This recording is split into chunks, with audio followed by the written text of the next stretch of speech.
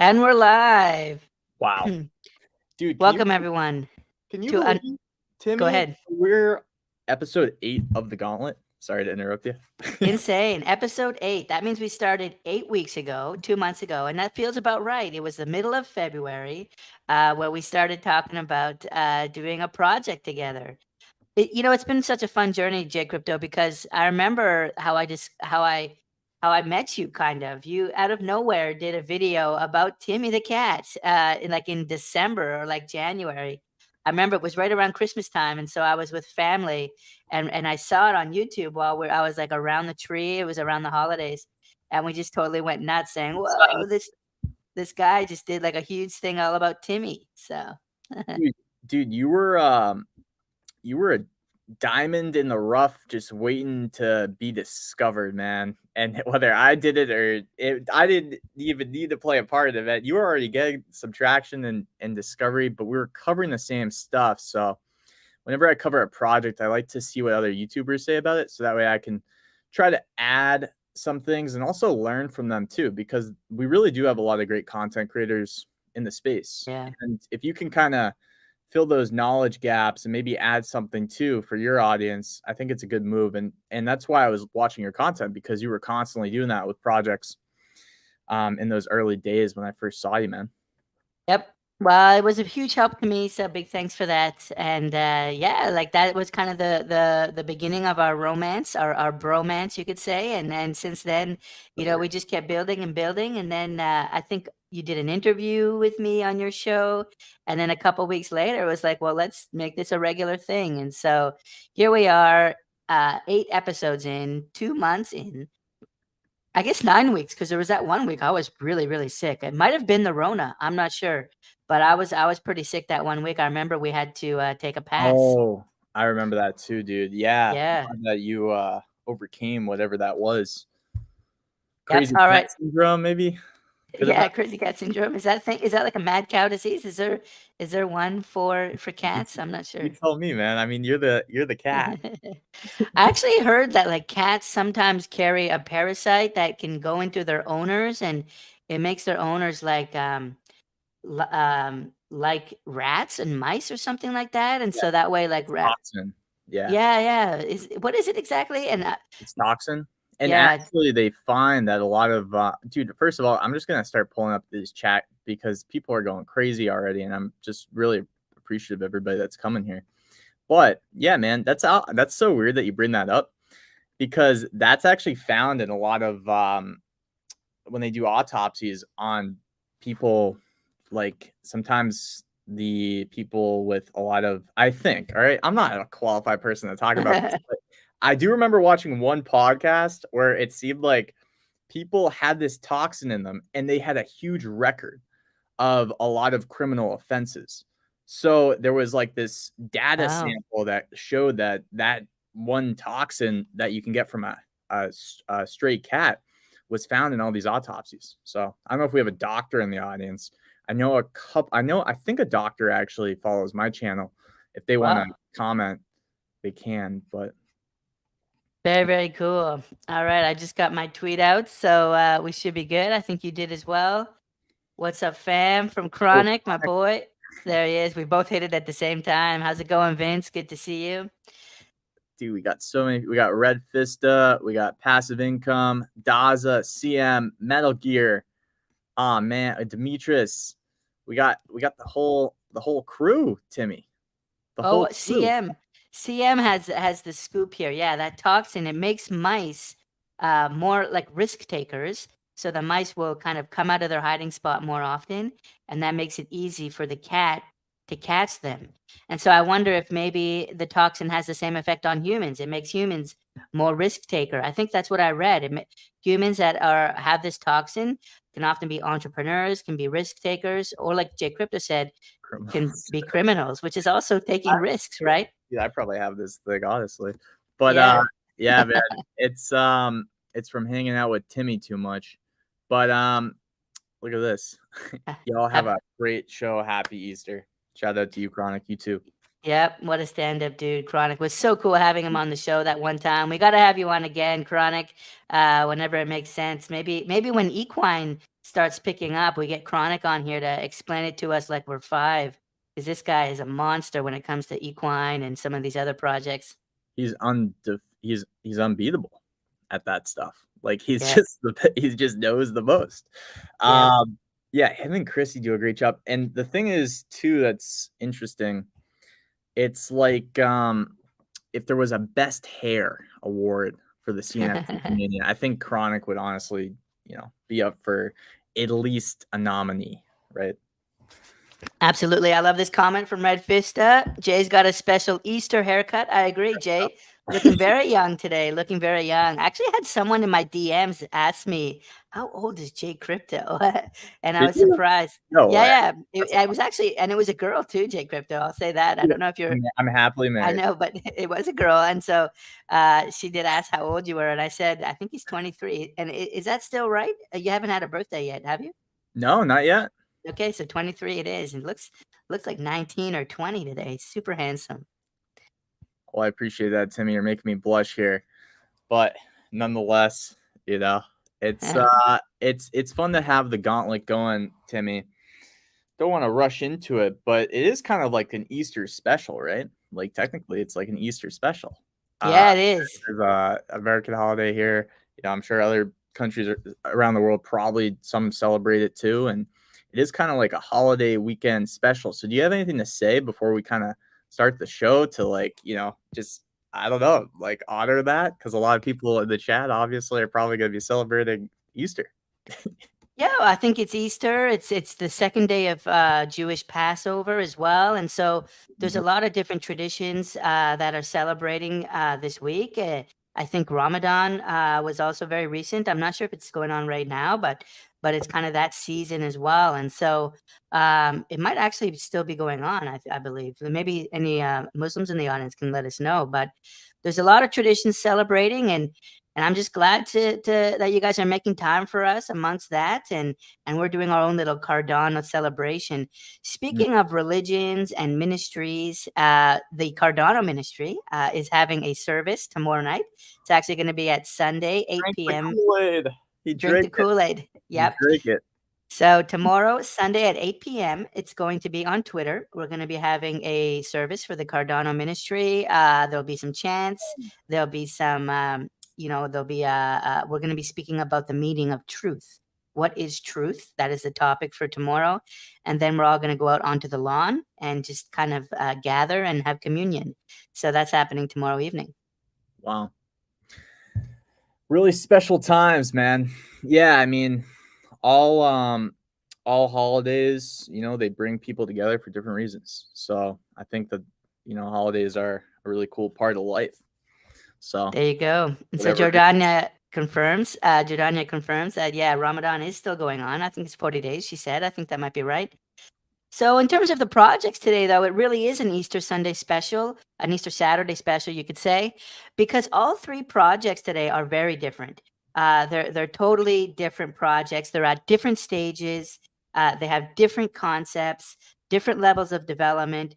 It's going to be a really, really interesting show.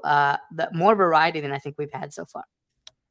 Yeah, because we are dipping into IDOs with IDO Pass DAO and DAOs, and there's like it's gonna get technical for a minute here. It's gonna get there's some things. I mean, I've been meeting with all the DAOs on Cardano weekly, so I have a show called the DAO Off on Thursdays, and they're doing a lot of cool stuff. Like last week, we were talking about the multi-sig wallet that ADAO has released for the public. So now you and I, Timmy, can basically create a multi-sig wallet.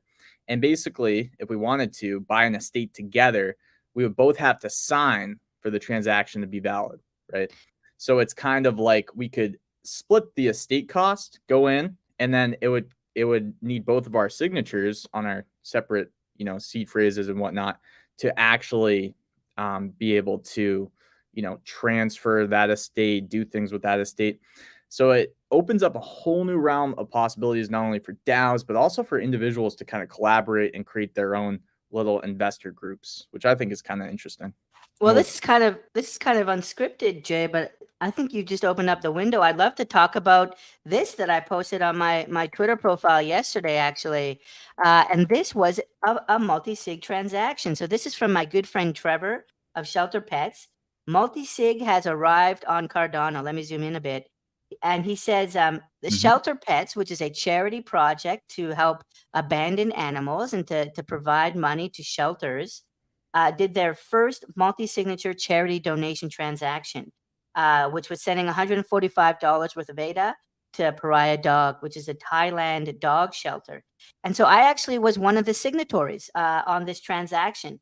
So yeah, 8-hour roundtable. There, shout out to TCT, shout out to Riley. We did get a comment here. Is there a multi-sig wallet out? So Timmy, do you want to take that since you've actually been a signatory?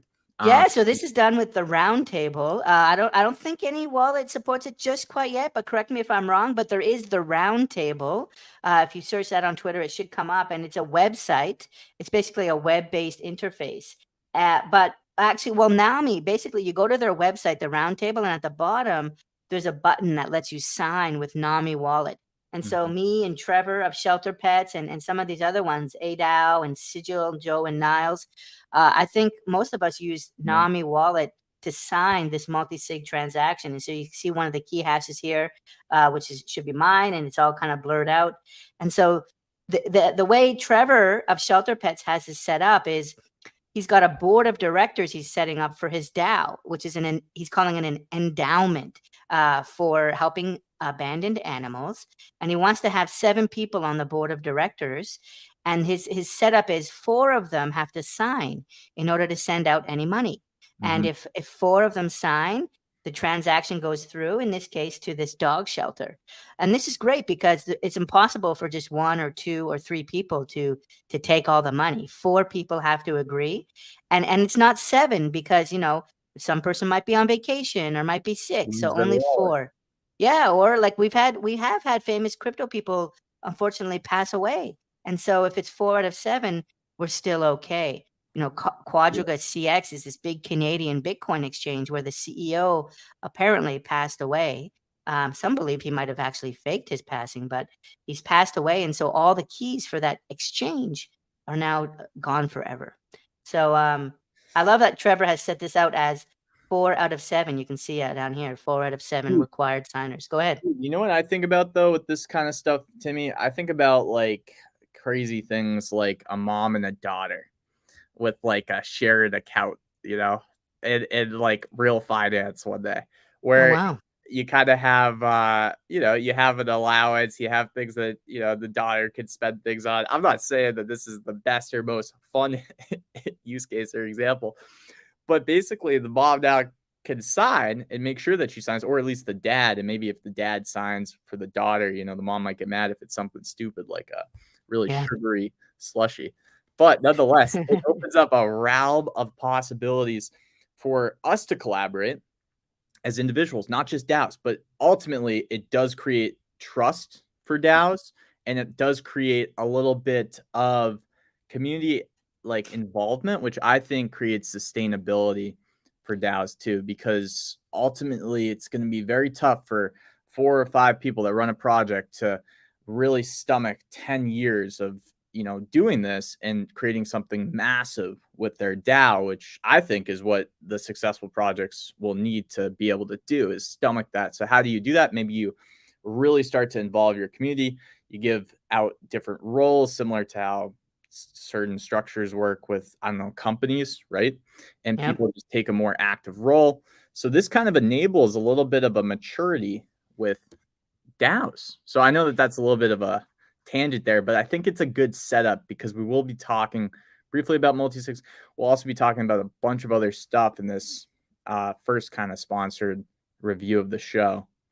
Yeah, and I think just quickly on that with multi-sig and DAOs, I do think the state of Wyoming recently, I believe they were the first state just a couple of weeks ago to actually add regulation around DAOs to their state law books. And I think one of the things they mentioned was a DAO has to be multi-sig, because I think the issue is that if it's only one person, it's not really a DAO, and it's more of like a security. And this is actually a criticism that Ethereum and Cardano has had, because there's still kind of people running the show, whereas with Bitcoin, no one's in charge anymore, right? Satoshi's gone.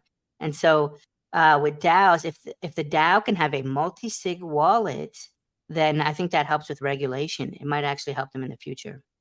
I think that makes a lot of sense. It's kind of like nodes for a blockchain, right? You just Yeah, have different people that have access to a treasury. there you go. Really interesting stuff, Timmy. I didn't expect it to go this way, but that's the Easter special of the Gauntlet. Yeah, So and so actually, super quickly before we jump into the DAOs, let's give them a heads up. Our second project today is going to be IDO Yetis, and so this is a project with a social mission. They're actually going to be donating 10% of sales plus 100% of royalties, which is crazy, to supporting an environmental impact fund. So I'll tell you all about that. It's called IDO Yetis, and they just started minting yesterday. That's our second story today. And then our third one is something I'm very excited about.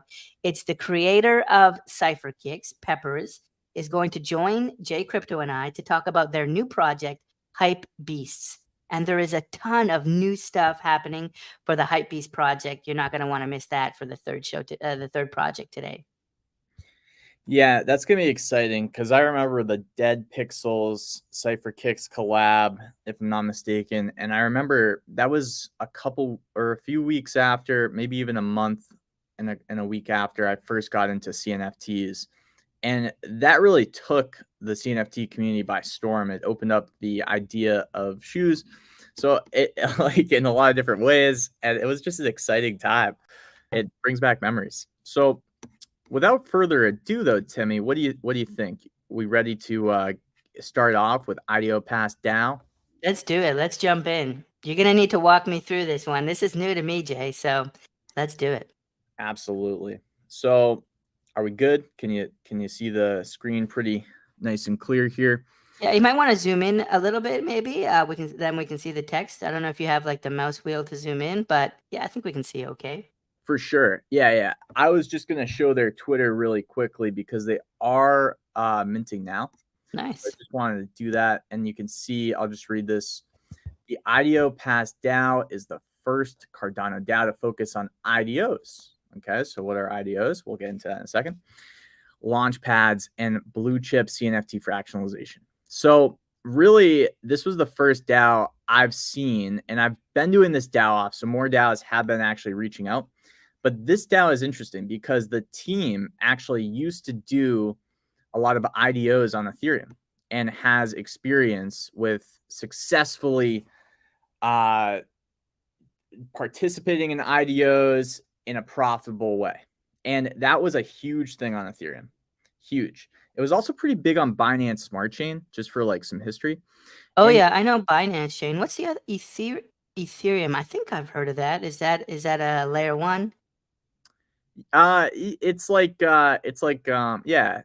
pretty much like I don't know if you want to call it, the last generation of All right, okay. All right. no, I'm really not here to hate on any blockchain. Honestly, I think it's awesome what Ethereum has started and shown us, but I'm definitely excited for Cardano, and so are these guys. But I guess the question is why. So we're going to get into that a little bit here. But first off, I just wanted to show everybody this. So what is an initial DEX offering? An IDO. That's what it stands for. Initial DEX offering. If you don't know, initial DEX offering or IDO is a new and exciting type of decentralized and permissionless crowdfunding platform, which is opening up a new way of fundraising in the crypto space. If a project is launching an IDO, it means the project is launching a coin or token via a decentralized liquidity exchange. So think about something like Sunday Swap, think about something like MinSwap, right?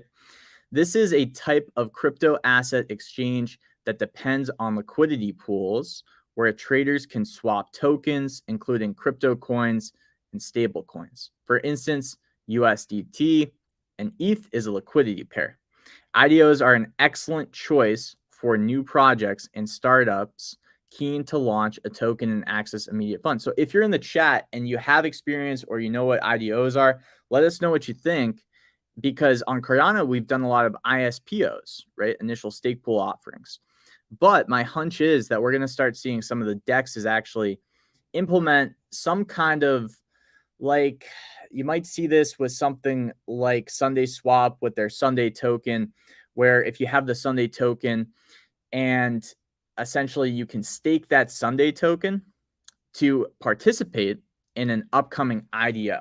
So if you have enough Sunday token, let's say, this is why there's a need for this kind of DAO, by the way, because usually you need a lot of the underlying DEX token to actually participate in the sale of that IDO. You might need $10,000 worth of what was the Polkadot IDO platform, Polkastarter, right? You might need $10,000 worth of Polkastarter tokens, and then you can participate in the IDO of a new coin or project, and you can get it at a very cheap price for just basically staking your Polkastarter tokens.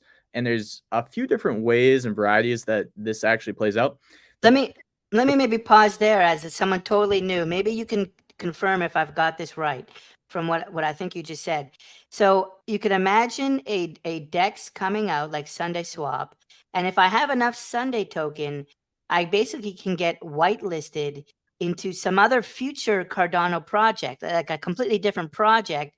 And by holding that Sunday governance token, I get access to like a pre-sale of some other completely different project. So it's almost like a launch pad for new projects. And new projects are going to partner with the DEX, and the people that own that governance token for that DEX get access to this like pre-IPO sale. They're calling it an IDO. Is that right? Yes, exactly. That's Okay. exactly correct. Well, The thing is, we're going to start to see pop up in the Cardano ecosystem as things get a little more competitive. right. And what's interesting about this, though, again, is there's like this huge barrier to entry to get in super early on these tokens, but they're so profitable. I think I was talking in a Twitter space with somebody who literally just does IDOs. They don't do NFTs. They Yeah. don't do they don't do normal crypto investing. They just do IDOs. They get like a huge bag of the underlying platform and they participate in the IDOs. And then they basically just sell at a premium once that Yeah. token gets listed for everyone to be able to buy at a public sale or just, in other various forms. But that barrier to entry is what IDO Pass DAO wants to actually eliminate by creating a DAO where if you just hold the founders, Right. they'll do all the work for you. They'll find and vet because they have experience doing this on Ethereum, I was told by the team. And we're trying to get them on the DAO off next Thursday. So we're going to try to get the team actually on either a show Wow. or just the DAO off because I really want to discuss this with them too. Or at least Brainhead, which is like, a character from Ninja Turtles. He's like the main team member that I've been discussing this with. They know how to vet which IDOs will be successful or not. They have experience in this. So they want to bring that over to Cardano. They wanted to do it in Cardano, not only because it's where the puck is going, but also because what better platform to make things more accessible than a platform where the puck is going for IDOs where we haven't seen that yet. And also eliminate those barriers to entry, just like Charles Hoskinson, in his words, in Brainhead's words, has done with so many things with Cardano. So let me go back here, Timmy. But so far, man, I think so good. I think another thing you just started talking about though was this idea of competition, and with the stake pools, we started to see like so many stake pools, and they want to get delegations, so they're having to like give away some free stuff, and so they're giving away free project tokens or they're giving away NFTs, and now we have so many dexes, and some people are saying, why do we need so many dexes? We only need one dex, but that's not true. The fact that we have so many dexes means that the dexes are going to have to give away some extra value. They're going to have to give away some incentive for us to use Wing Riders instead of Sunday Swap or Min Swap instead of Muesli. And so these dexes are going to offer IDOs in order to incentivize people to use their dex. And so I think it's great that we have so many dexes. Pancake Swap, I remember if you had like enough Pancake token, which is the #1 DEX on Binance Smart Chain, and someone will correct me if I'm wrong on this, but you basically had a few different mechanisms.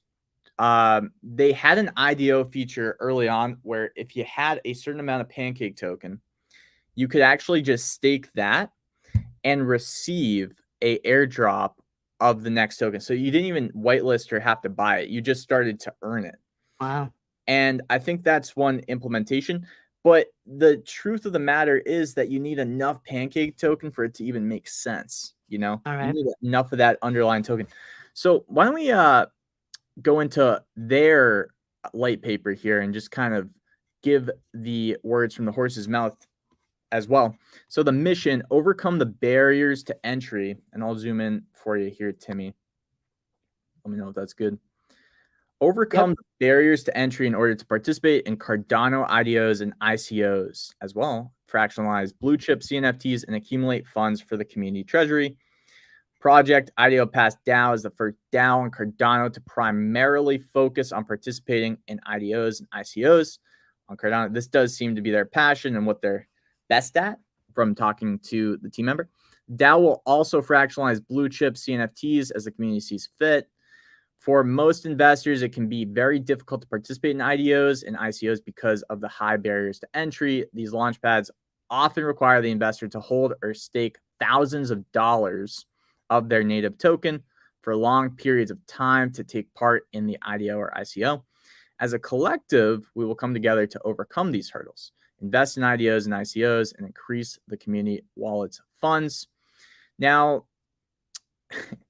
the pass breakdown. So now we're getting into the NFTs. So this is like the how do you become a member of this DAO if you want to, if you're interested in that.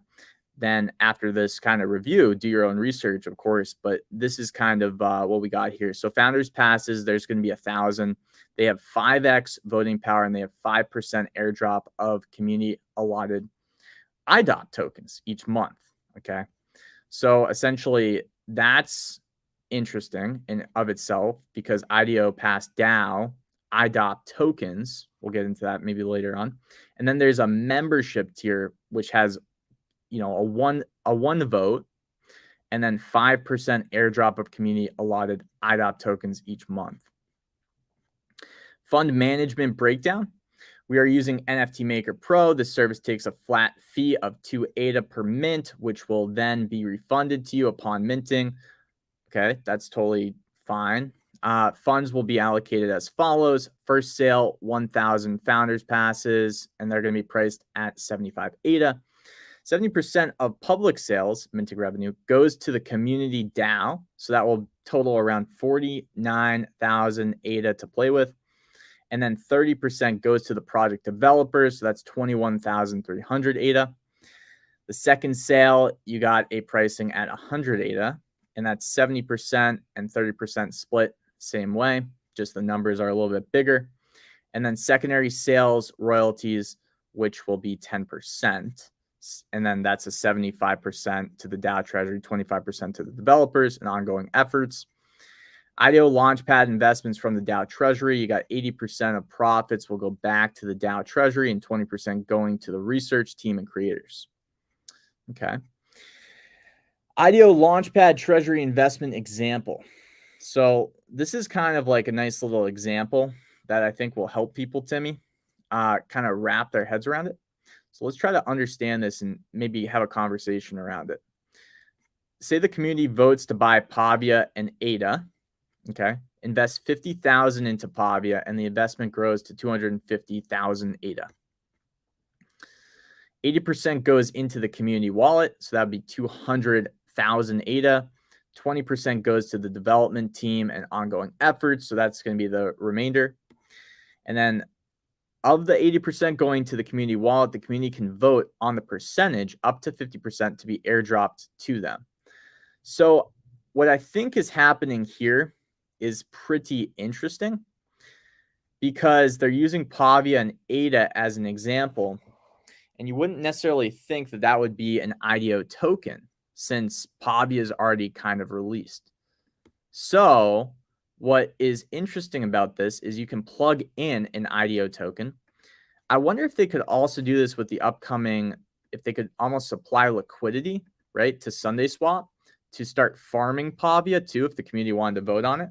Yeah, I think this to me sounds like managing liquidity providing for us. So this sounds like, almost like a mutual fund where instead of doing my own LP, I can give money to this DAO and they're doing the LP and yield farming for me, but taking a 20% cut, which is interesting. So I don't know if they're planning to do this for LP or only for IDOs, because otherwise, what I might want to do it myself. So absolutely, man. It's totally up to you. Let's keep the one thing about that is, if you think about it, it is primarily up to the community what they ultimately vote for. And that's kind of what the conversation I had with Brainhead sort of oriented around, was they really want to make this sort of community governed. But let's keep going here and see what else we can discover and kind of bring up. The community will then be asked to vote on what happens to the remaining ADA from the initial investment. This could be put into a staking pool, invested into fractionalizing blue chip CNFTs, or liquidity pools. Okay. The community will also vote on what blue chip CNFTs we should acquire along the way to be fractionalized among past holders. Community members will also vote on when to sell.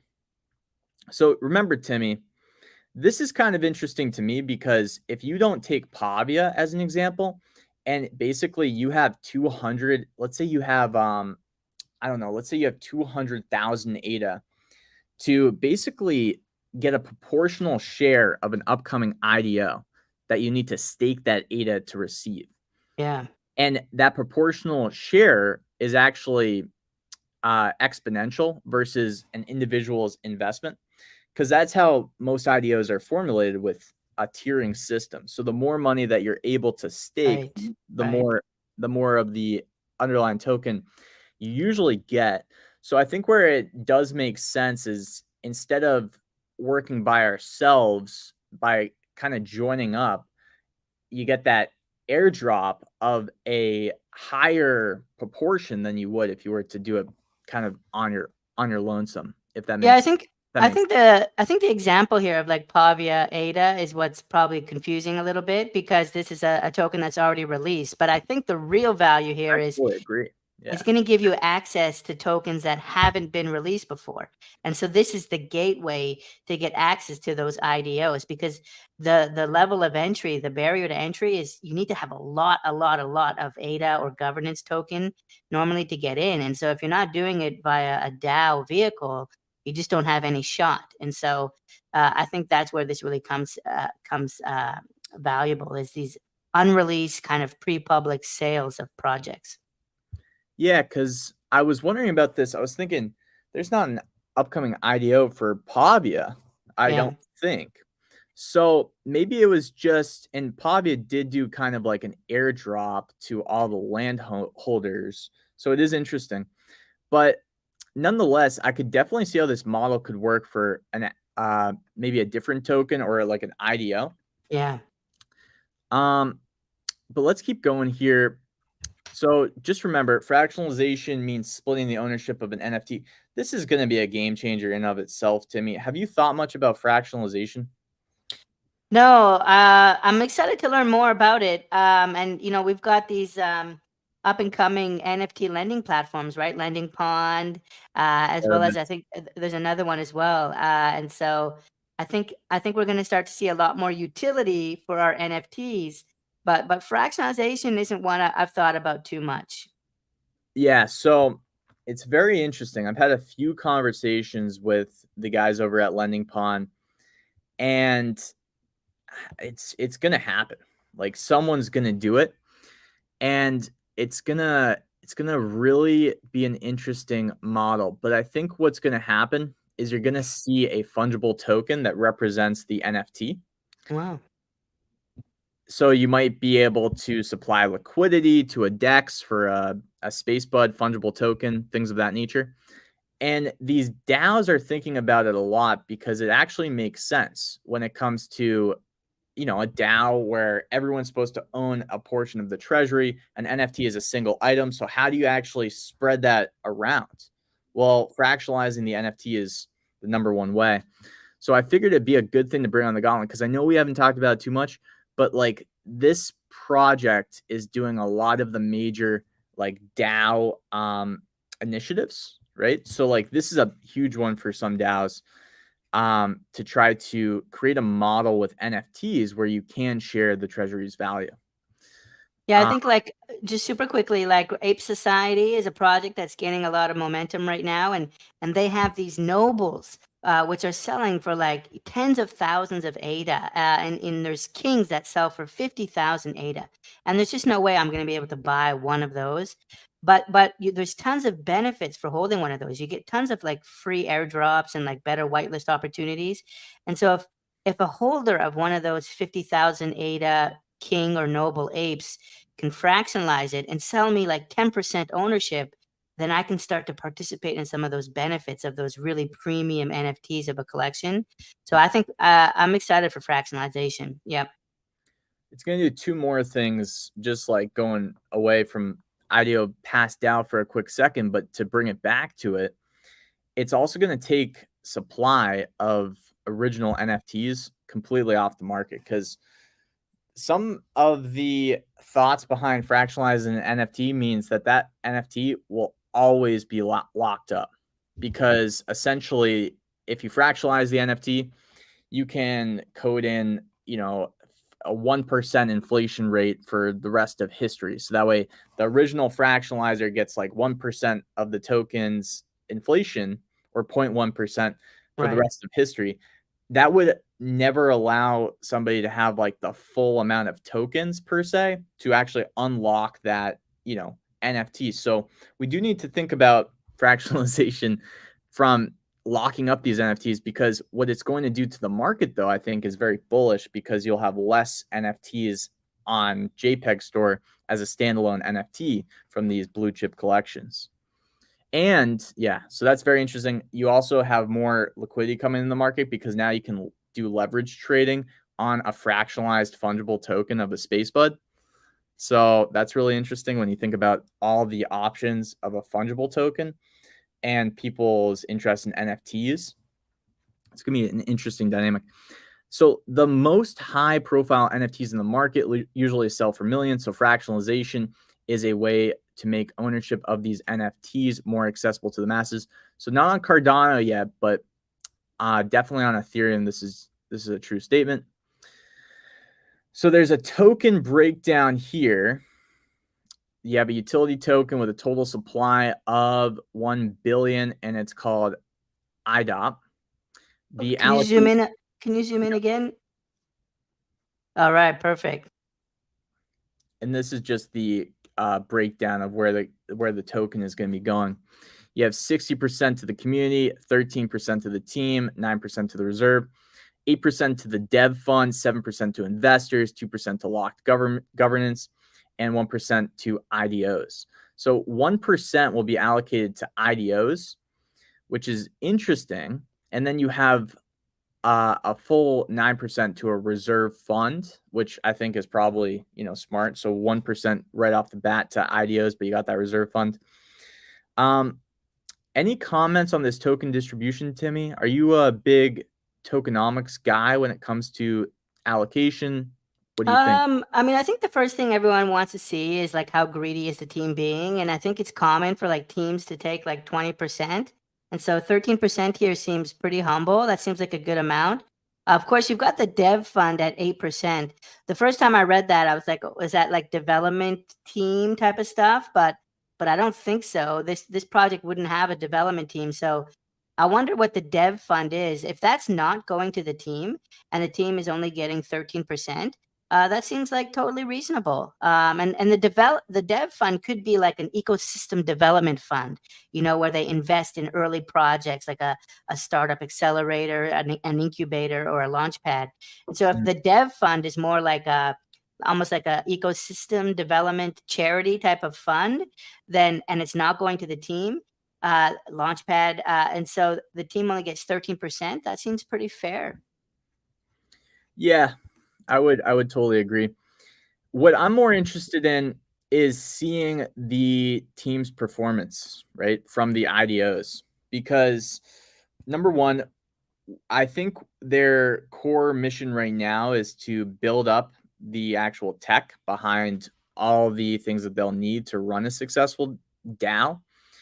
And at that point, it's going to be based on the performance of how they allocate these funds and how they kind of pick these IDOs. I believe what they're going to do is, like, when it comes to the IDO investments, since they have experience with IDOs, they're going to have like a pick list of, 4 that they've vetted, that they've researched, and then they'll give it out to the community because they basically will work for the DAO in perpetuity since they already have done IDOs, research in the past.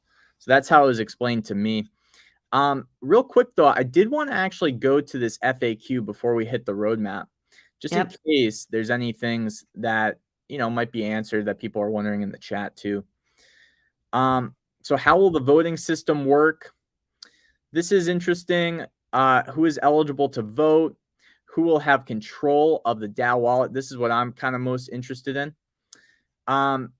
So how will the voting system work? Investment proposals will be submitted by the community, and a huge portion of the DAO's funding doesn't look like it's going to be just going towards IDOs. So I imagine that there will be investment proposals other than just IDOs. The community then votes on which proposals will make it to the final voting stages. The winning proposal. So it's pretty standard DAO. Yeah, it's starting to feel more and more like a DAO, and that Pavia ADA liquidity provision thing. It sounds like a mutual fund, like a regular DAO, where I'm just gonna ask, professionals to handle my ADA for me because I'm so busy, which does have appeal. I mean, if you think about it, there's certain members of DAOs that argue that DAOs will be the future of bank accounts, where you just have certain experts or specialists managing basically a portfolio and airdropping you things. And that's going to be the future of an investment bank account because the banking system, it's not really doing it for the interest rates, that we're getting today. So let's move on though. Who is eligible to vote? Only verified IDO Pass CNFT holders are eligible to vote. Who will have control of the DAO wallet? The team will be using a multi-signature wallet to control the DAO treasury funds. This will allow fund management to be more transparent. Multi-signature wallet control allows for decentralized ownership of treasury funds. How it will work: 9 separate private keys will be created. So back to your example of, I think, 7, right? They have 9. 5 will be distributed to community members that are trustworthy, active, invited in by the community. 4 will be held by the development team. A minimum of 7 private signature keys will each have to individually sign the transaction to push it to the blockchain. This process will not work unless at least 7 parties have signed. DAO funds are protected from a single bad actor at all times with multi-signature wallets. Wow. I like that. 7 of 9. Okay. Real quick. So the roadmap, this is actually Brainhead who, made this link. And the Discord is a wealth of information. So that might be a good place to go to if you want to learn more and maybe be, part of it. We will talk about, the minting process and what's happening right now. However, I did figure that it might be a good little history breakdown of where they're at and where they're going here. So as you can see, let's start here. So public sale began, total stock 5,555, with the first 1,000 being founders passes. So that's not like a huge amount of NFTs if you think about it. Price per mint is 75 ADA. We already covered that. And then the next mint will be 100 ADA. Okay. DAO verification goes live in our Discord. This allows for users to get access to exclusive votes, airdrops, channels. So there was a little bit of, that early action going on. Primary sales revenue, 70% IDO DAO community wallet, 30% to project development, team ongoing efforts, secondary sale revenue. There will be a 10% royalty fee on secondary sales. Kind of touched upon this stuff. What's interesting though in this phase 3 is right after this kind of primary sale happens, they're going to be implementing NFT fractionalization technology for the DAO. I'm actually really looking forward to seeing a DAO do this because I want to see what the aftermath looks like. Begin large marketing and advertising campaigns, first community giveaway, and then phase 4, they're going to start to introduce the staking liquidity pools for the DAO, the underlying DAO token, I'm sure, and Cardano IDO calls made from research team, collaborations with other projects, IDO tutorials and guides on how to participate in IDOs yourself, hosting game nights funded by secondary sale royalties, the launch of IDO Pass token IDOP, community distribution and airdrops of our token, IDOP token marketing and listing and exchanges. So that's pretty interesting. And then they did announce how to mint right here. Now, I believe they are minting on the next phase. So the founders phase is over with, I'm pretty sure. And we are now on to, oh, no, my bad.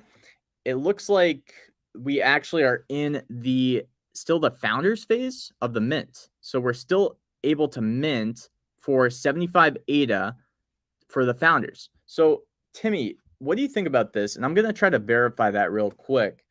What do you think about this project? What other notes do you have on that? And let me just hand it over to you. Yeah, for sure. Yeah, I think one of the things I want answered is like, is this just a regular DAO or is this an IDO DAO? Like, it sounds like they're doing a lot of things that other DAOs are doing, but then with this new IDO element, and it makes sense like that. The initial DEX offering element is still going to be a few weeks or months away because I don't think we know of any DEXs that are partnering with projects in this launchpad fashion. So that's what I want to get answered. Like, why this instead of Rats DAO or one of the other DAOs? I think in the future, once DEXs are doing like IDOs, then this becomes really, really interesting. Yeah, I think that's kind of the pitch too. It's like it's super early because we don't have a lot of IDOs. And I think maybe that's why they're hedging as well and covering a few bases. I just wanted to correct myself here because it does look like the public sale is still on the first phase. So they haven't quite sold out of those initial founders passes, which are 75 ADA. So there's still, the chance to get that 5x voting power and 5x airdrop power. And that's pretty cool. This is what they look like. I was gifted one. IDO Pass DAO also gave me the J Crypto ADA handle too, just out of the blue, nowhere. So they basically just shot that over on Twitter, which was really cool, by the way. I'm not sure how much they had to buy that for, but definitely was a solid bro move by them. But this is what the founders passes look like. Nice. It's beautiful. I've seen it on pool.pm. It looks really, really nice. I love the art. So if you sign in to the Discord, one thing as well that they mentioned, and I'm going to try to get on an interview and go really in depth into like their experience with IDOs, try to get some like cases of where they've done. Definitely follow my channel if you want to like learn more and see that play out. I'm trying to get that either on next DAO op. I want to ask that. Otherwise, I'll probably be doing another update, a follow-up update that won't be sponsored just because I want to do it. I want to dig deeper into some of the thinking behind the team on what's going to be the difference between, because my thing is what's going to drive IDOs to Cardano instead of just continuing ISPOs. And we got into that a little bit over the phone call, but I definitely want to dig deeper and understand their thinking behind that, because I think that will be a really good little kind of experiment to see how they think about what's going to be driving those IDOs to Cardano. I'm excited. I think it's like I think IDOs make a lot more sense in some ways than stake pool operators because like ISPOs, the ISPOs giving away tokens and doing this kind of stuff like the Sunday swap case test, it actually can hurt decentralization. And I think the way like these ISPO token offerings when we've seen it happening so far, it's been really bad for our coefficients and for decentralization. And so I'm on board with projects launching in partnership with DEXs instead of with stake pools. Let's keep the underlying infrastructure of Cardano a little bit more pure and less of this kind of like marketing of like token offerings. Because, you know, when you have Meld or some of with 10 stake pools or some of these other ones with 20 or 30 stake pools, it's not good for decentralization. And critics of Cardano have a really good point there. So I'd love to see us move from ISPO offerings to IDOs. What do you think will maintain the delegates though on stake pools if that does happen? Because Well, I mean, you still get the interest, right? So you still want to delegate because you're getting 4.7% interest. And the thing is, if no ISPOs are doing extra token offerings, then you're basically free to choose whichever ISPO you want. They're all kind of created equal again. And then you're getting your 4.7% interest, but then you can also participate in DEXs. The new generation of DEXs allow you to stay delegated to a stake pool while still doing liquidity provisioning, while still doing yield farming. And so I think it'll be good for stake pools to become more neutral and become like that core infrastructure instead of being at the edge. Yeah, I completely agree. I think it's tough because a lot of stake pools are running higher and higher overheads as things get more competitive. I'm sure you know, Timmy, like you got to do a lot for your delegates to keep them there. So it is really important though that the network stays decentralized because that's what makes ADA a harder and harder asset. IDOs are an incredible way, I think, to also give like a certain project a platform and a user base that will pretty much for sure sell out the amount of tokens that they want if it's like a good project. Because if you put two and two together, if you have a user base that all has this access, and we've seen this play out to an early, you know, token pricing tier that is just going to be like the lowest token pricing, and it's a really highly anticipated project. When they buy that, it's almost like a guarantee that they can sell it for a premium, but it's also for the project a guarantee that they can actually sell their tokens. I think you have a good point. I think Connor also has a really good point. He says, "Nice haircut, J Crypto." I think that's right on point. And I think we should actually use this to admire J Crypto's hair for a minute while I get ready to hard pivot us a very unsmooth transition to our second project. I do think we should probably move on to ADA Yetis. Speaking of your haircut, do you think we're ready to do that now, Jay? Yeah, I think so. I think there's a huge amount of potential for IDO DAO. I think the one thing is because you know the team, it sounds like they have a lot of experience with IDOs, which is it creates so much potential if that's true, and they can vet these projects for a whole community because these things can be profitable if you know what you're doing. Yeah. I think as IDOs come onto Cardano, it could become more and more successful. So, you know, I think it's just a little bit more about hearing about their experience, maybe me doing a better job too, finding out what their experience was, if they're okay, you know, discussing that too. Yeah. Because I think it would be nice to see like some examples or just some kind of comps on what they've done. To me, it's all about who's behind, not from like a doxing perspective, more from like a skill perspective, because skill is going to be so important in this kind of DAO. And it sounds like they got it. So we will, I mean, there's root for them for sure. There's an element of custodianship where like we're giving them our ADA. So the team is so important, knowing more about the team, knowing more about their experience. But I look at these IDOs as a gateway into the inside club. If you're in one of these IDOs, you're going to get access to project tokens earlier. It's like being on a launch pad. And so that's really attractive. I'm excited for these IDOs. I'm grateful that you shared this with us today, J Crypto. It's really, really cool stuff. IDO Pass DAO. They have mentioned that they want to get out more into the community. So that's good to see. And yeah, now we got the Yetis. Do you believe Yetis are real? Well, so I live in Canada, and yeah, Yetis are a common thing. Actually, I see Yetis at the grocery store all the time. Lots of hair, furry creatures. A lot of Canadians are like, I think, like half Yeti. If you just look at like Canadians that live up in the woods, they look like there's some Yeti in their DNA. I'll tell you. That's insane, man. And I mean Yep. that quite literally. Yep, Canadians are the real deal. So this is the ADA Yetis project, and this is different from the Smooth Yeti Club, the Smooth Yeti Mountain Club, I think it's called. It's another ADA, it's another Yeti project, but with some important differences. There's a big social mission to this project, where they're hoping to help the environment, and it's a brand new project. And so we want to thank them for supporting us, supporting the Gauntlet, even though it's so new.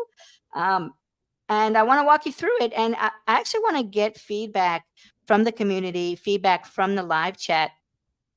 What do you think about this project? And can you maybe help us brainstorm ideas for this team? I was talking to the co-founder, and they're really open to feedback. They're open to ideas from the community. And so I love if in the live chat, you guys can share some of your ideas on what they should maybe do to increase their exposure and success. And so the project is ADA Yetis. The website is adayetis.com. And then I'll just go over to their Twitter feed. It's at ADA Yetis CNFT, at ADA Yetis CNFT, and that'll take you to their website, adayetis.com. And you can see, quite clearly it's a 2D art project. But some unique traits there. Certainly, like it's a mix of a lot of different like cultures.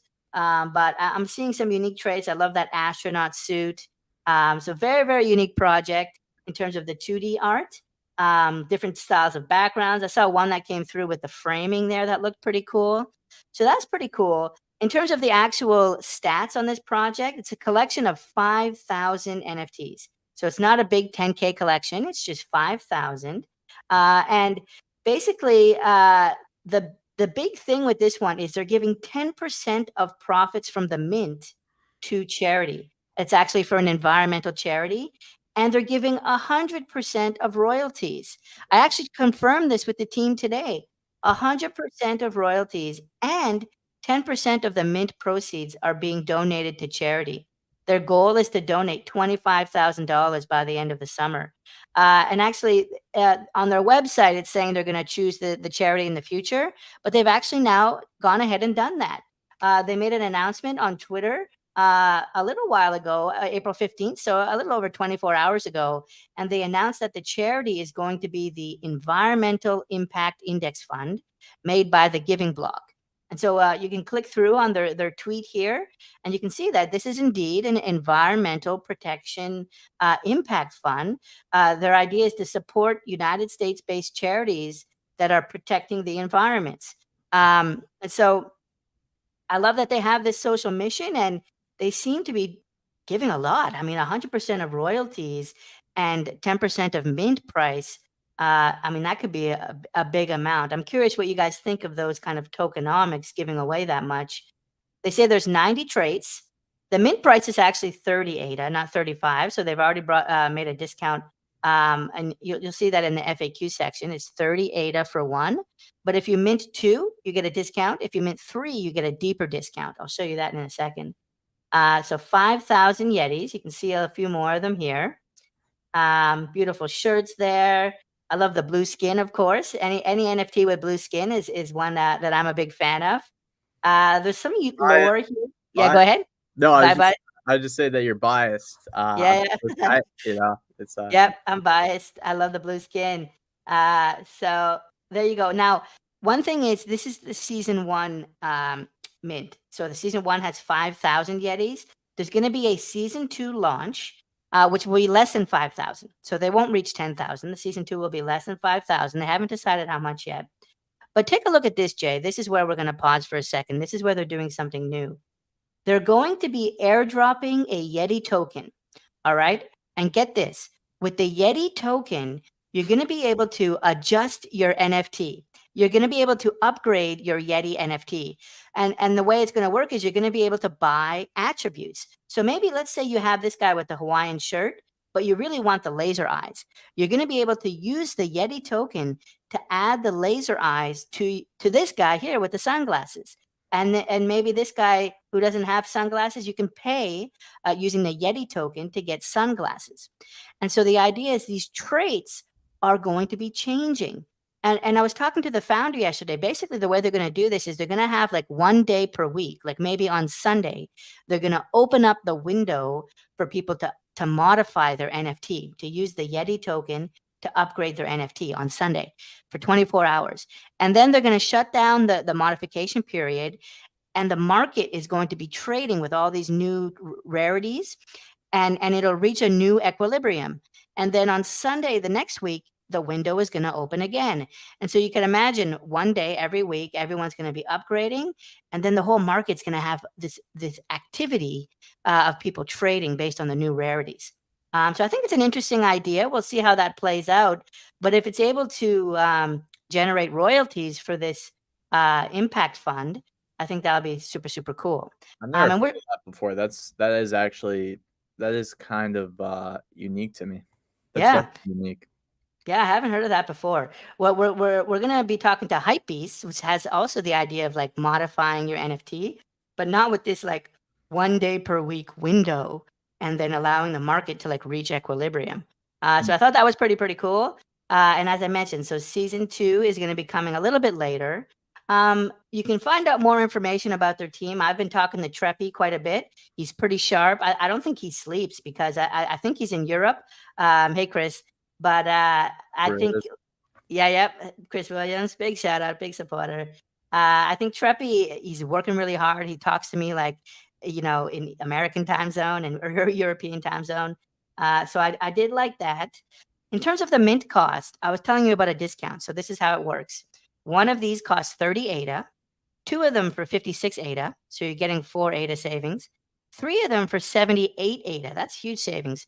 Because 3 times 30 would be 90, but instead of 90 ADA, you're only paying 78 ADA. So that's a pretty good deal if you want to buy more than one. And so down here, you can see 10% of profits from the mint goes to the charity, and then also the royalties as well. They've got their policy ID down here. Make sure if you're going to buy any of these that you have the right policy ID.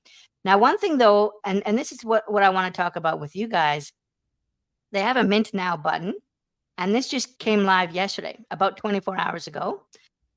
And when you click on here, you can see how many they've minted so far. And they've minted 145 out of 5,000, right? And so there's 48.55 left. And so it's a slow mint. It's an organic mint. They haven't done any publicity. In fact, like this Gauntlet episode today is the first real public thing they've done. They haven't been doing a ton of like, kind of like black marketing tactics with weird invite campaigns and things like that. They've really been focused on their project, focused on the art, and now they're going to start doing marketing. So it's kind of build first, then market. But you can see there's still a lot left to mint. And so, from an investment standpoint, you can imagine what effect that might have on the floor. So as you can see here, there's 30 ADA each.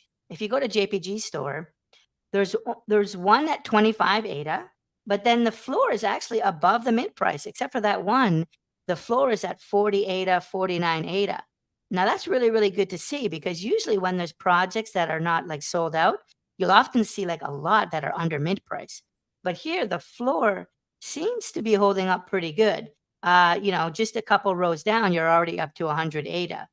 Pretty cool here. I actually really like this one here with the wicked like steampunk hat, but then also this pacifier, and obviously this kind of like steampunk style vest. I thought this was pretty cool. We don't see a lot of steampunk in CNFT yet. So interesting that, there's only one below floor price on a project that still has a lot to mint. So you could potentially mint one for 30 ADA and still sell it, for 35 ADA. And be making profit.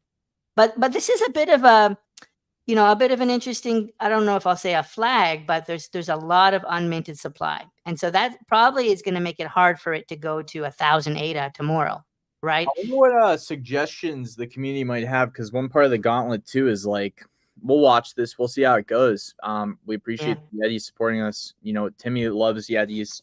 I've never seen one until just now.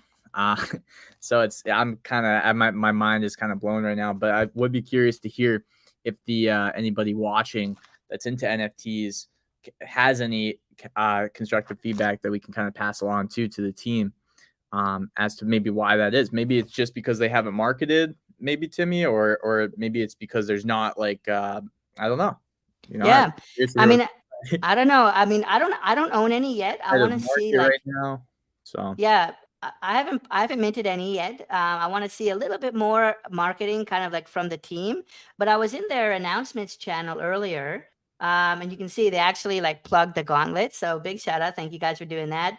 But they've talked about like how they're really focused on marketing. We're gonna invest a lot in marketing. They're gonna start engaging in Twitter, doing Twitter Spaces, more collabs. They just haven't done a lot of that yet, you know. And what's interesting though, Jay, is like I think like Space Buds and Clay Nation also didn't sell out like day one. Isn't that right? I'm not sure because I wasn't around back then, but I understand that they were slow mints. Like they sold out slowly.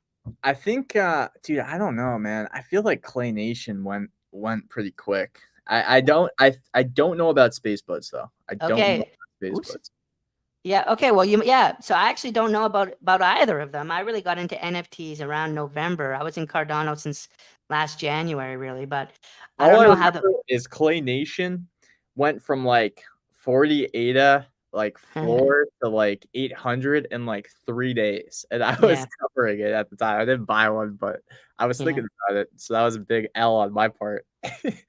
There you go. And maybe if anyone that was around, let us know. Did the Space Buds and Clay Nation sell out right away, or were they more slow mints? But you know, this we'll see if this ends up playing out that same way. Obviously, there's another Yeti project, which makes it hard with the Smooth Yeti Club. Um, any tips, any thoughts from the community around this project? What would you guys like to see them maybe do? And Well, Timmy, let yeah, me ask you this, man. Like, what's the long-term vision? Because that's something that any NFT project can kind of separate themselves from. It's like this rule, right? If a project is like in it for the long term, it's like with athletes, if you just continually play a sport, you're gonna you're gonna essentially beat 90% of the competition because 90% of people will actually stop playing the sport over time. So it's like oh then well, you get into that top 10%, and that top 10% is where it's all about skill, talent, how well you're, keeping your body. But that time in the market and that involvement with your community is a huge separator too. So I mean, I don't know what they want to do next, but it is interesting that they're starting out with this utility as like a proof of concept. It will be interesting to see how these PFP kind of NFTs evolve too. I'm a big like metaverse fan of certain metaverses. I'm not saying right now is every metaverse is great. I don't think so, honestly. But there's certain metaverses that I think can actually make it in this space or play their own games. I think that these PFPs can turn into IP that can actually be useful in a metaverse environment or in a game next. So that's one thing that comes to my mind for like a PFP project. yeah. I think so. Obviously, with like projects like Intermeta, which is trying to do metaverse interoperability. Check out Intermeta. They just started minting, I think, 2 days ago, maybe 24 hours ago. Intermeta is this metaverse interoperability thing that'll let you take your PFP, take your avatar into different projects. So yeah, I could see that. It sounds like this project wants to start doing a lot more collaboration. So maybe they'll look to like find a way to make 3D versions of these Yetis and I bring them think into the like metaverse. what's like there's how like Yetis to me are like the more underground, less known version of Bigfoot, right? Like it's kind Yeah, of Sasquatch. cool. It's kind of more cool to be like into Yetis because not Mhm. many, more people are into Bigfoot, right? So like I don't know if there's some culture they can explore there, and maybe they already have in their Discord. I haven't hung out, but I'm just thinking like what's really practical, time in the market, commitment to the community, and that's only like a time thing. So I mean, there's not really anything that they can do really fast to prove that. It's kind of like that gets proven over time, and that will happen if that's what they want to do. But yeah, the Yeti storyline too. It looks like they have a little bit of one. They do have Yeah. a story. Yeah, the idea is that Yetis were in the mountains and they saw a car driving by, really. Basically, they talk about how they saw something with like 4 rubber tires traveling at high speeds, piloted by humans. But basically, the Yetis saw a car making a lot of smoke and dirty air. And so a bunch of Yetis decided it was time to pack up their bags and move out of the mountain range. And then a bunch of other Yetis decided to stay in the mountain because they knew they needed to kind of clean up the environment instead of running away. And so the lore, the story of this project is one about ecology and environmental pollution and this kind of debate internally we have around, like, should we try and fix it, or should we just give up and hide, maybe?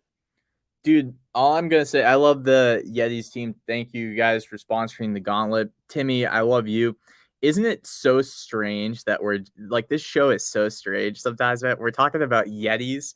We're talking about like a dystopian future where there's like trash in the mountains. These Yetis are moving.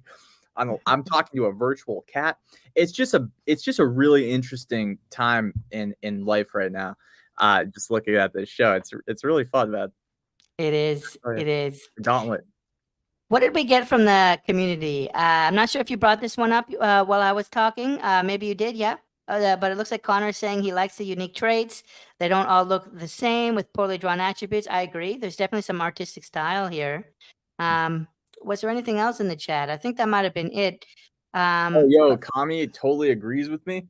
I appreciate that, Kami, because like that's a great affirmation. I do think this is a fact. It's a well-known fact that Yetis way more dope than Bigfoots.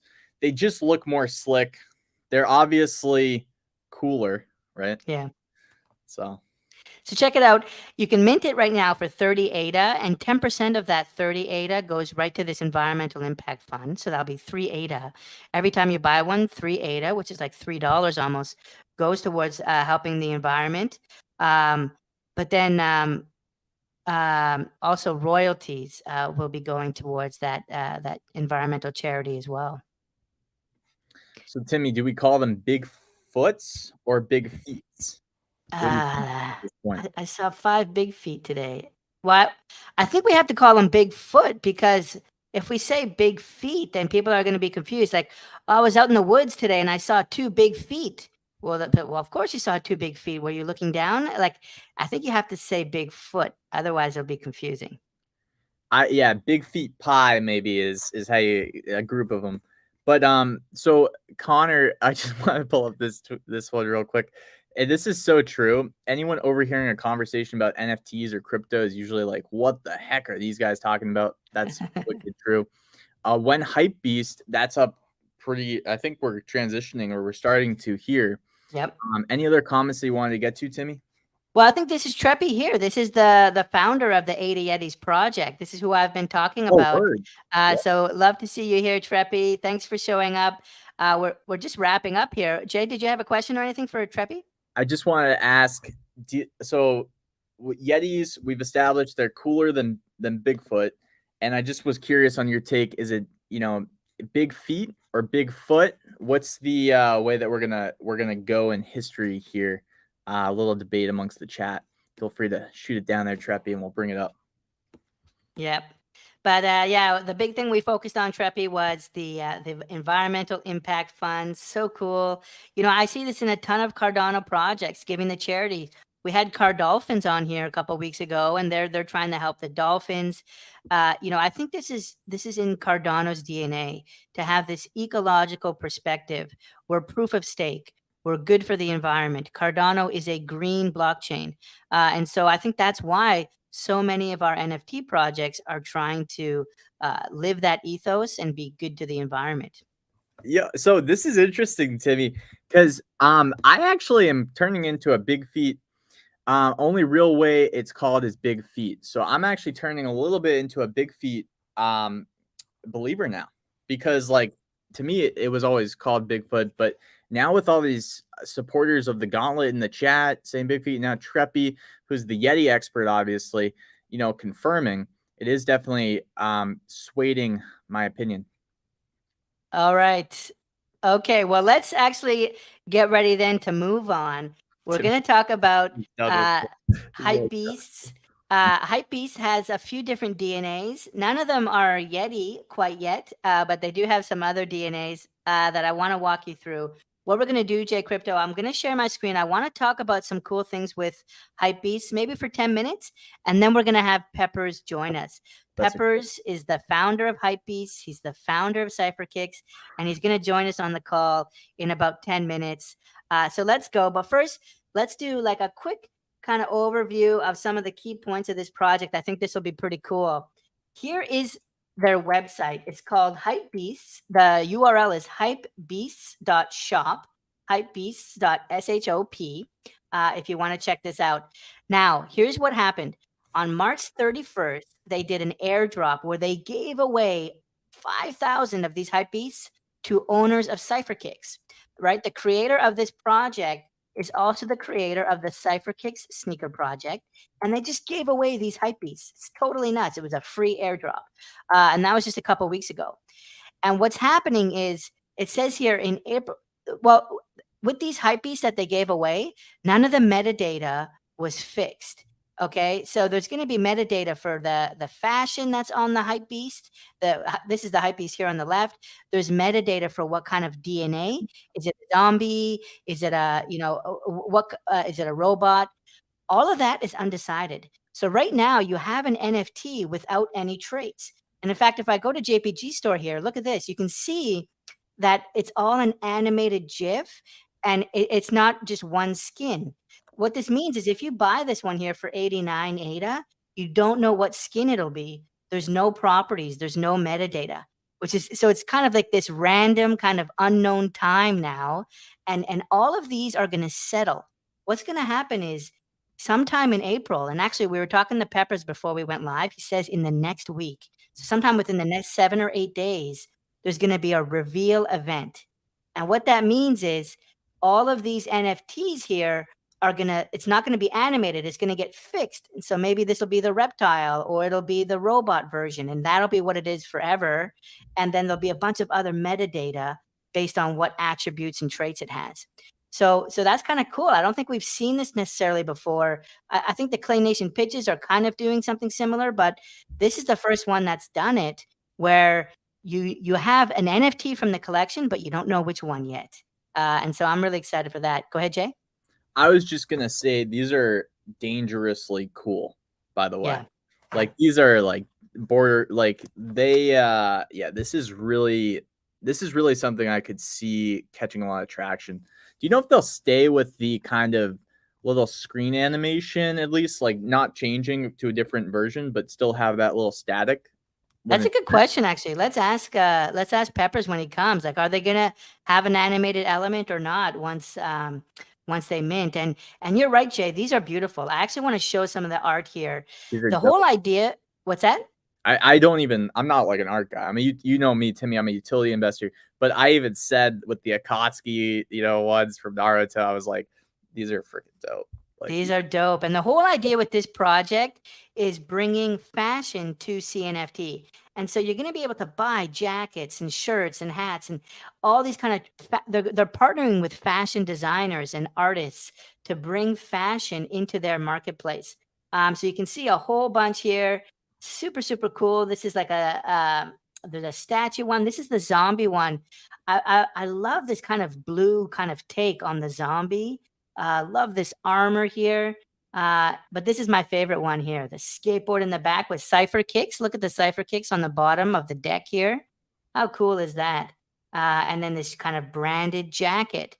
And that's what you're going to see here. There's going to be different fashion. Even the glasses, you can imagine having different styled glasses.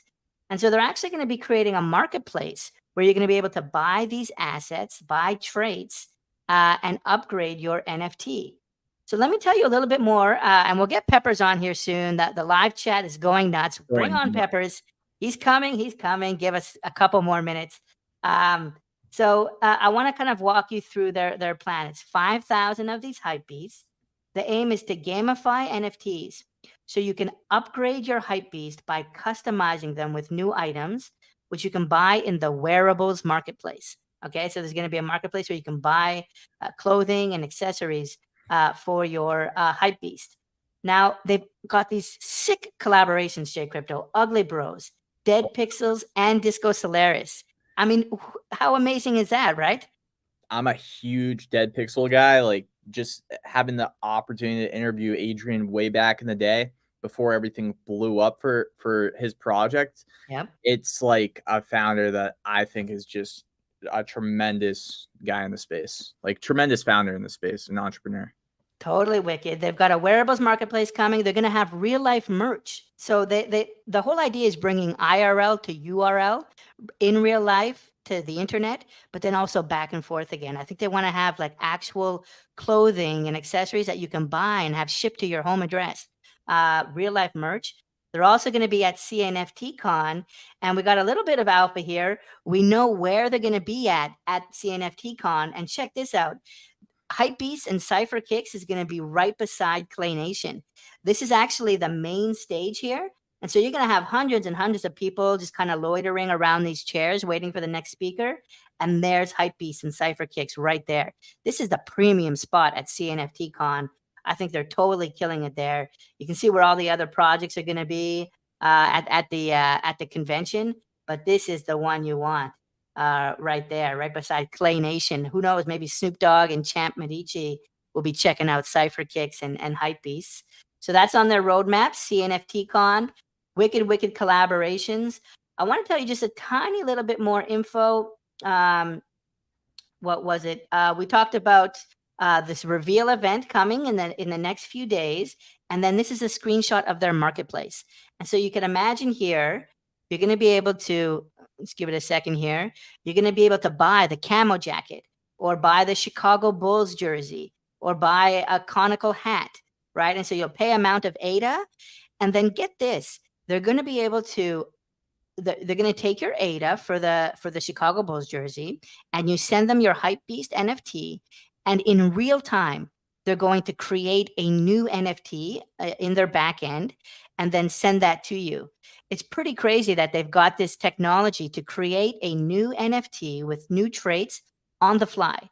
We've seen other projects, Jay, where they'll ask you to send the original NFT and like a potion, and then 24 hours later or 48 hours later, you'll get an upgraded NFT.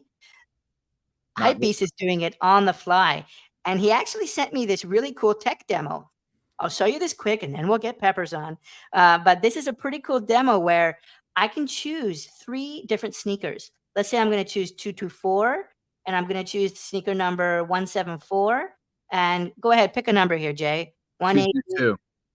222, says Jay. So we're going to go 222. Okay, so we got 3 different white shoes, one with a rainbow in the middle. Now, if I go preview, it's actually generating art in real time. It says, please wait. And there it is. It generated a new image with those 3 shoes, right? You see how there's a rainbow one in the middle and then this one with the red soles on the left? This is a technical demo that they have the ability. These are not all pre-rendered ahead of time because that would be millions and millions of combinations. This is on the fly, real-time rendering. Way to go. No more waiting for 2 days. This is sick, man. I just wonder where all these people are that don't have their feet anymore. You know what I mean? Yeah. J Crypto. Yeah. Jeez, I'm trying to have a serious episode here. And dude, I'm loving it. It's awesome. All right. Actually, Jay, why don't you tell me, what do you think of this project before? I'm going to see if we can get Peppers on here. Maybe you can buy me some time. Tell me what you think of this project and the whole idea. Well, Cypherkicks, and it's just like I said before, we were talking about the art in the chat that we have with Peppers, and they've done an incredible job at picking some of the most iconic, relatable, pop cultural things. They also did that with Cypherkicks, and they chose only the finest collabs too. Like, I just remember when Cypherkicks was kind of popping off or just getting started, they did so many collabs, and it was really cool to have one of those Dead Pixel Cypherkicks. Still is. I love it, man. I'm not like a huge art NFT investor. I say that all the time, But at the same token, I do love, Naruto and anime. So I told Peppers this. Oh, is he covered? Is he on? Is he He'll be here? he'll be like a minute or two. So yeah, we still got a little bit of time, but I think I just sent him the link, and so Peppers should be along in the next minute or so. Yeah, man, I love it. Like, it's just they have a few proof of concepts here though, like not being a super big art guy that I'm also impressed by. It'll be interesting how they decide to kind of continue this into either more of a brand, if they're thinking about, these are the questions that I kind of want to talk to Peppers about too, is like, what's the long game here? Like, what's the long game for Hypebeasts, these PFPs? Like, what are these going to become? Is he thinking about the metaverse at all? Is he thinking about some other kind of IP transition? Where is like he gonna go with this? I'm super interested to actually have a chance to chat with him on here live. All right. Well, I think he's down here, so I think we'll try and bring him in, see if this works, see if we can get Peppers on here.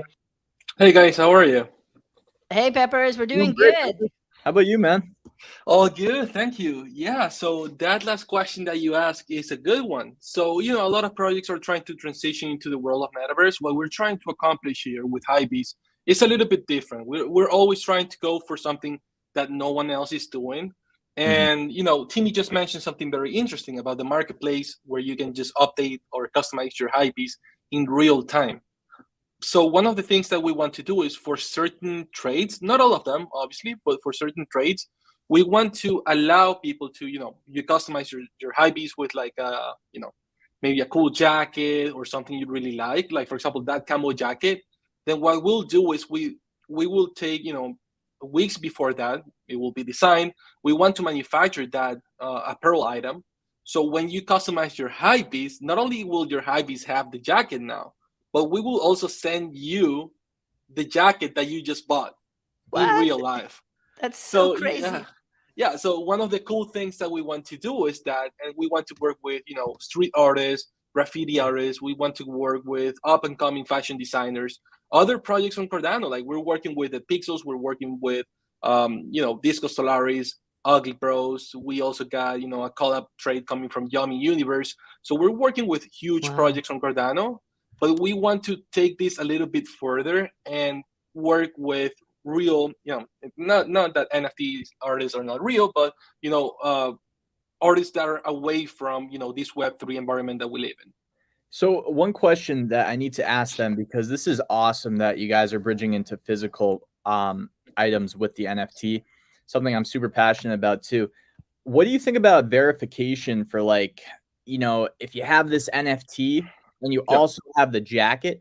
Do you think that we're going towards a future where you're going to be able to sell them both at the same time with like a verified third party service that verifies both the jacket, it ships to the new person, and the NFT trades ownership?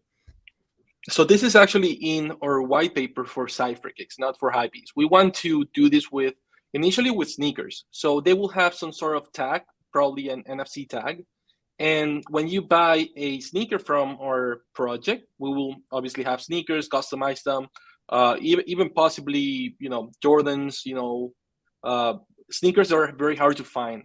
What we want to do is add this layer of security in NFC tags plus an NFT. And we will, if you get both, you can check that this person is actually the owner of the shoe. But we will also be kind of a centralized company that will verify that the product is real, is authentic, and that's mostly to fight the counterfeit issue in that exists in the world.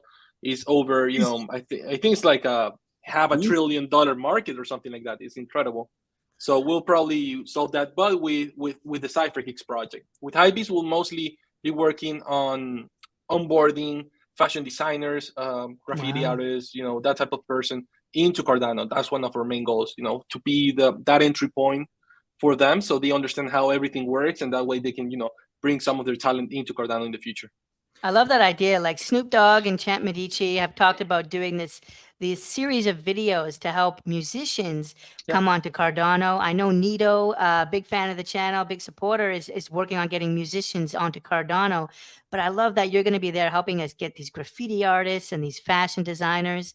And I just think it's so cool that I'm going to be able to buy one of these shirts, and I guess it'll be an optional add-on where I could like No, pay extra. it's it's the base Wow. price. If you update your Hypebeast, you'll receive the item. At least Obviously, some of them will be more expensive than others. right, and but maybe it not will be all included. items. Do Yeah, you think not it'll all work for? items.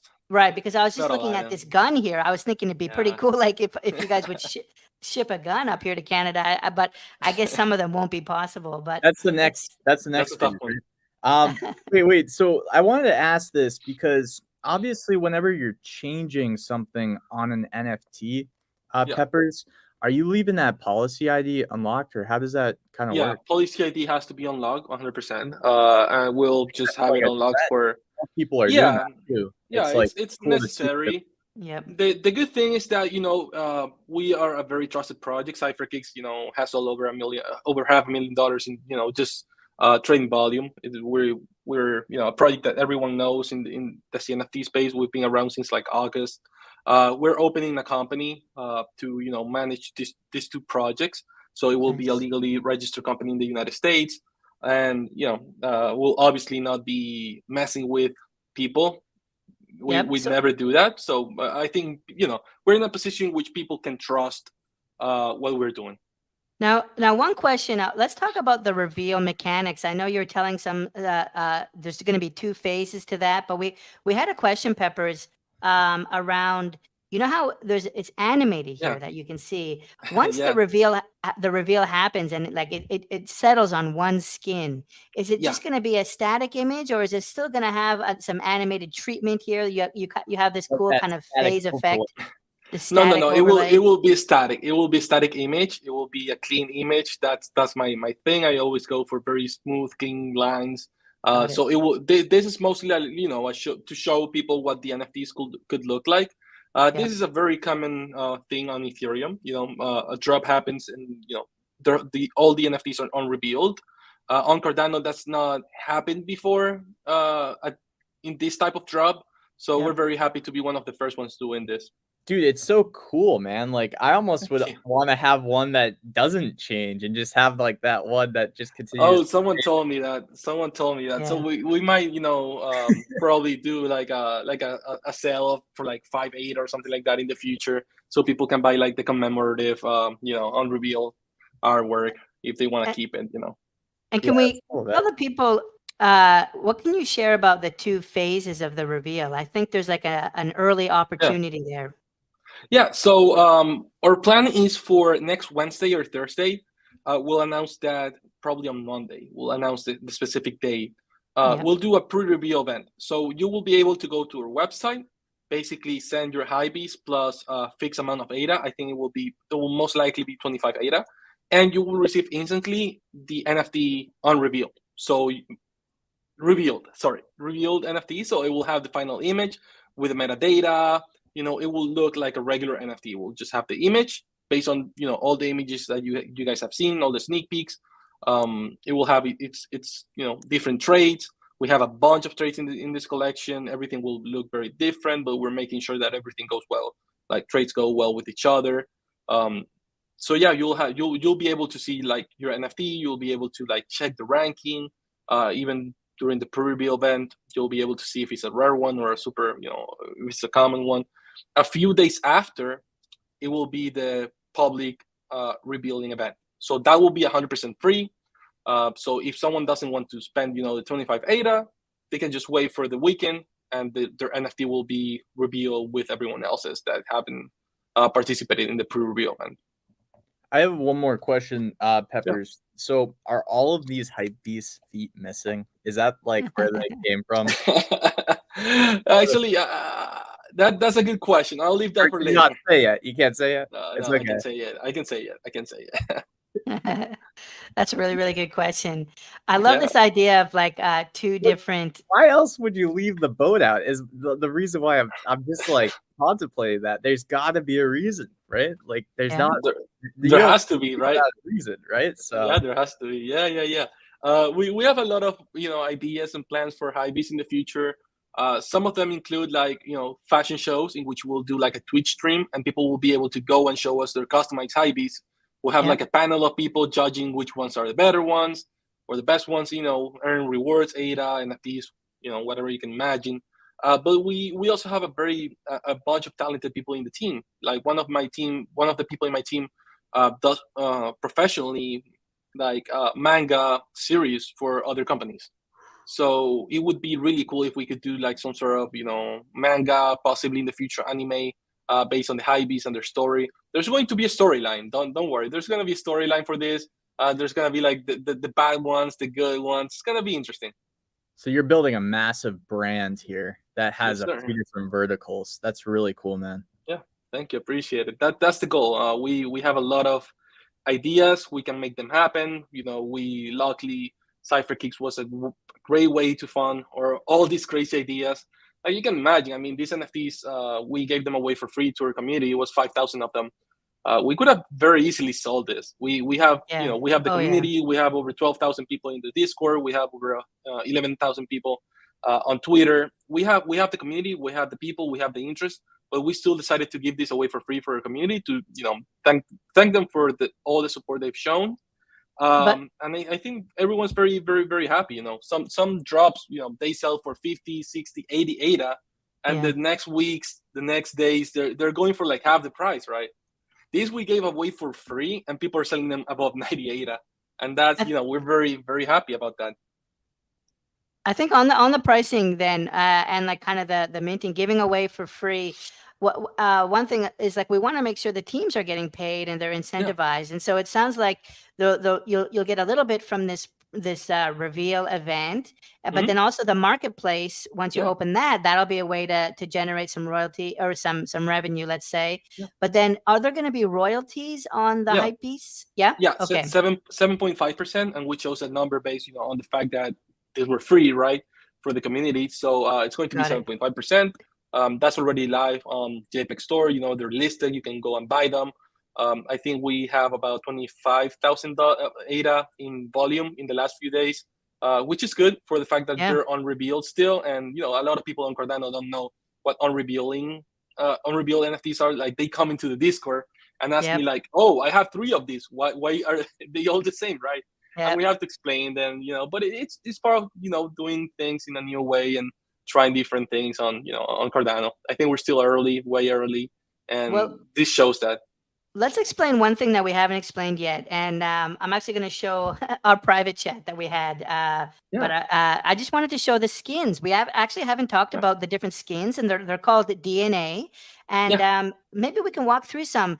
This here is the reptile DNA. You can see with like the scaly skin down here, and then this is the stone one or the statue one you're calling it? Yeah, the statue. Yeah, we'll actually have 2 different type of statues. One will be like that lighter color, and the other one will be a bit darker stone color. I saw that. They look sick. Yeah, I like them.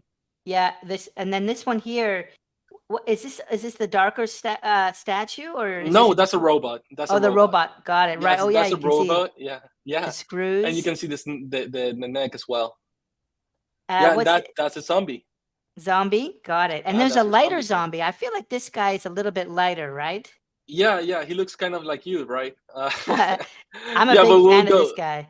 Yeah, it looks really cool. And we'll have different zombie colors as well. I think we'll have like 4 different zombie skins. And this has like a Disco Solaris feel a little bit, but then I love how it's got some of the glasses, and so you could imagine maybe having different sunglass designs and stuff. We'll have different sunglass designs. Yeah, we'll definitely even in the OG collection, we will have I think like 4 or 5 different sunglasses. And so, how many DNA are there in total? There's like 7 or 8, something like that. 7 or 8 DNA. Wow. I think possibly 9, because the thing is like we possibly more than 10, because with the zombies, they're 1 DNA, but there's like 4 different ones. Right. With the robots, we decided I think like 2 weeks ago we'll have a corrupted robot. So it's gonna be a darker version of the robot, but with like the eyes, instead of being blue, they're gonna be red. The neck is going to have some red stylish details. The reptiles, there's gonna be two. There's gonna be a green one and a blue one. Yeah, and the humans, obviously, there's gonna be different skin colors. All the same for humans. So they're like one human is not gonna be more rare than another human, for example. Amazing. We And want it to looks like keep you that have. the same, yeah. It looks like you have like female and male, maybe. I could be wrong. I'm not So sure. yeah, Yeah. so I like the way I want to do this is I just don't want to tell people what they are. You know, Right. everyone makes their own mind. I don't think they look extremely male-ish or extremely female. I think they Yeah. just look nice, right? And you know, if someone wants to say they're a female, it's up to you. It's your Nice. NFT, right? It's your art. Super smart. And what about ghosts? I'm not sure if we've seen that one. I don't think I've seen No, it. I'm not showing that yet. I'm showing that. Oh, okay. Maybe in a I think it will be. I think we won't reveal them. I think people will just open them when they reveal, you know, and they will just show them on the Discord or Twitter, like, hey, I got a ghost. But like Oh, ghosts are wow. gonna be very rare. I think they're gonna be the craziest ones. I think we're only gonna have like 50 of them. Something Wow. very small. Yeah, very small supply for this. I have a question, Peppers. Yeah. Sorry, Timmy. I just wanted to ask this because it's not. I don't know if I'm going to have a chance to talk to you again in the near future, right? So, like, Yeah. you've obviously been able to hack some of the most respected projects. One of them being Dead Pixels, not hack, as in like, Yeah. just like being able to socially collaborate. Mhm. So, like, for projects, because we get a lot of different projects Yeah. that come to us as content, and they, you know, ask for exposure and whatnot. Mhm. What advice do you give to those projects? Because I'm not starting an NFT project Yeah. anytime soon, but just for those projects on the proper way to collaborate, and how do you land these kind of collaborations, man? Yeah, that's a great question, man. And to be honest, some of them come from way back. Like when I launched Cypherkicks, we launched before Dead Pixels, so he knew about us. He launched his project, and when he was in the middle of his drop, you know, I approached him because I liked the art. I bought a bunch of Dead Pixels for like 30 ADA. They were back then; they were super cheap. Yeah. And you know, I talked to AF, which is who's the Yeah. developer. He's a good friend of mine now, and we did a small collaboration of 200 Cypherkicks Dead Pixels. So you know, we have a relationship that goes back to those days, right? And that happened, I think, in September or something. Mhm. But for something like Ugly Bros, for example, Ugly Bros is a great project on Cardano, and I didn't know much about them. I just saw, you know, the NFTs, and one thing that I did, and it's something that I recommend to everyone, is join Twitter Spaces. Join Twitter Spaces. Yes. Even if you don't know anyone, just go into Twitter Spaces, listen to the conversations, ask questions, give your input, give your feedback, try to learn more, right? So if you want to be an NFT creator, don't just settle with, you know, I have good art. Let's just do a drop. Join the community, because this is, even though it's a big community now, the people who are in the Twitter Spaces are very influential. You know, you got people like Ultra Bros, you have people like Clay Nation. They do spaces and they're very influential. So if you become friends with them, if you do networking with them, you'll be in a better position to talk to them about, you know, possible collaborations in the future. It's the way it's happened to me, and it's what we always recommend people. Don't just DM a bunch of projects and ask like, who wants to collab with me? You know, hey, do you want to collab? And that never goes well. That never goes well. Like I can tell you, I receive 4 or 5 DMs a day. Yeah, I receive like 4 or 5 DMs a day. Like, hey, do you want to do like a collaboration? And they don't even show me their Twitter. They don't even show me the art. I'm like, who are you, right? Right. But if it's someone who is in the spaces and is trying to do something new, then I'm gonna be more open to talking to them. Even if we don't do a collaboration, maybe giving them feedback or putting them in contact with another project that could be in the same space that they are, trying to grow, trying to create a community, right? But if you just DM me and I don't know who you are, I've never seen you around, you're not in Twitter, you're not engaging with the community, then you're not gonna be in luck, right? It's so important for even like investors watching. They're probably like, why is this important? Because as this advice hits other projects and they get these kind of tips and elevate the quality of their projects, it actually benefits the entire, like a lot of investors that are invested in multiple NFT projects. So thank you for sharing that, man. Appreciate that. Yeah, of course. No, yeah, that's a great question. It's something that, you know, needs to be said more. A lot of people just you know, and this whole thing about doing collaborations with other projects, I'm personally not doing it to sell my NFTs. I mean, I give them away for free, right? So there's no point in me, you know, doing trades with the Pixels or with Disco Solaris, right? I could have sold those in the marketplace and generate more you know, interest from that than, you know, giving them in the OG collection. Like some Yeah. of these are gonna be in the OG trades. I didn't do that for that. I did it because, you know, they're my buddies. Like these guys that I'm collaborating with, they're my friends in this space. It's such a but good branding move, though, too. Like, oh it's such yeah, I a mean, brand move, man. yeah, I mean it's cool because in a way the project itself is not new, but the collection is, and we're trying something very different. We didn't go with shoes, we didn't go with something similar to Cypherkicks because we didn't want to dilute the main collection, right? We didn't want dilution within Cypherkicks. We didn't want to do like 5,000 more shoes. That would not have been good for the community, right? Yeah. The extra supply would have been a mess. So what we wanted to do was doing something different, you know, and obviously in a way, you know, adding some of these traits from other collections can help us bring more attention to a project. But it's never been in a way in which we want to take advantage of them. It's more like a discussion with them, right? Yeah, And that's how it should be. it's history too. Like that, as funny as it sounds to you, probably as the guy that led this, it's kind of history on the blockchain to see like which kind of projects worked with each other, what were the early ones, Yeah, what were the ideas, you know? One yeah, question I 100%. have, Peppers, is there any kind of story around the name Hypebeasts? Like how did you choose that one? Yeah, what were some of the other candidates maybe? How did you come up with this name? So the first candidate was actually Dad Kicks, but Dead we wanted to Kicks. do something related to sneakers still. But we realized, you know, the community is very happy with the current state of Cypherkicks. We didn't want to supply them with like an extra huge new sneaker related collection. So I thought, you know, since we're changing to a PFP type of collection, why don't we, you know, change the name, right? So Hypebeasts is a word that you might have seen around, but it actually means like someone who is too into sneakers, someone who is like a Oh, sneakerhead. So we could have called them sneakerhead. sneakerheads, for example, yeah. But Hypebeasts is basically a sneakerhead, but mostly like people who follow the hype. That's what they Right. call them, like Hypebeasts. If you're Hypebeast, basically means like you're too into sneakers and you only buy the most popular ones. You don't give a crap about the design. You just wanna flex the craziest sneakers in the market, right? Like the most expensive one and things like that. So that's why we went with that name. Kind of a joke, but also like it's still related to fashion. That's cool. It sounds like an NFT DJ in a way. Like we're all kind of Yeah. hypebeasts here in the CNFT community. We 100% are. Yeah. So like now your brand is like around this culture of sneakers and sneaker heads and NFTs and crypto heads and collectors, really, because I know about the collectible market. I've been in sports cards. Yeah. I have a ton of friends that were in the trading of shoes. That's a collectible market. There's something inherently kind of correlated there from NFTs and sneakers. No? Oh, huge. Like for example, Nike, when they release like a new Jordan pair, they don't even like, and they do this like every week.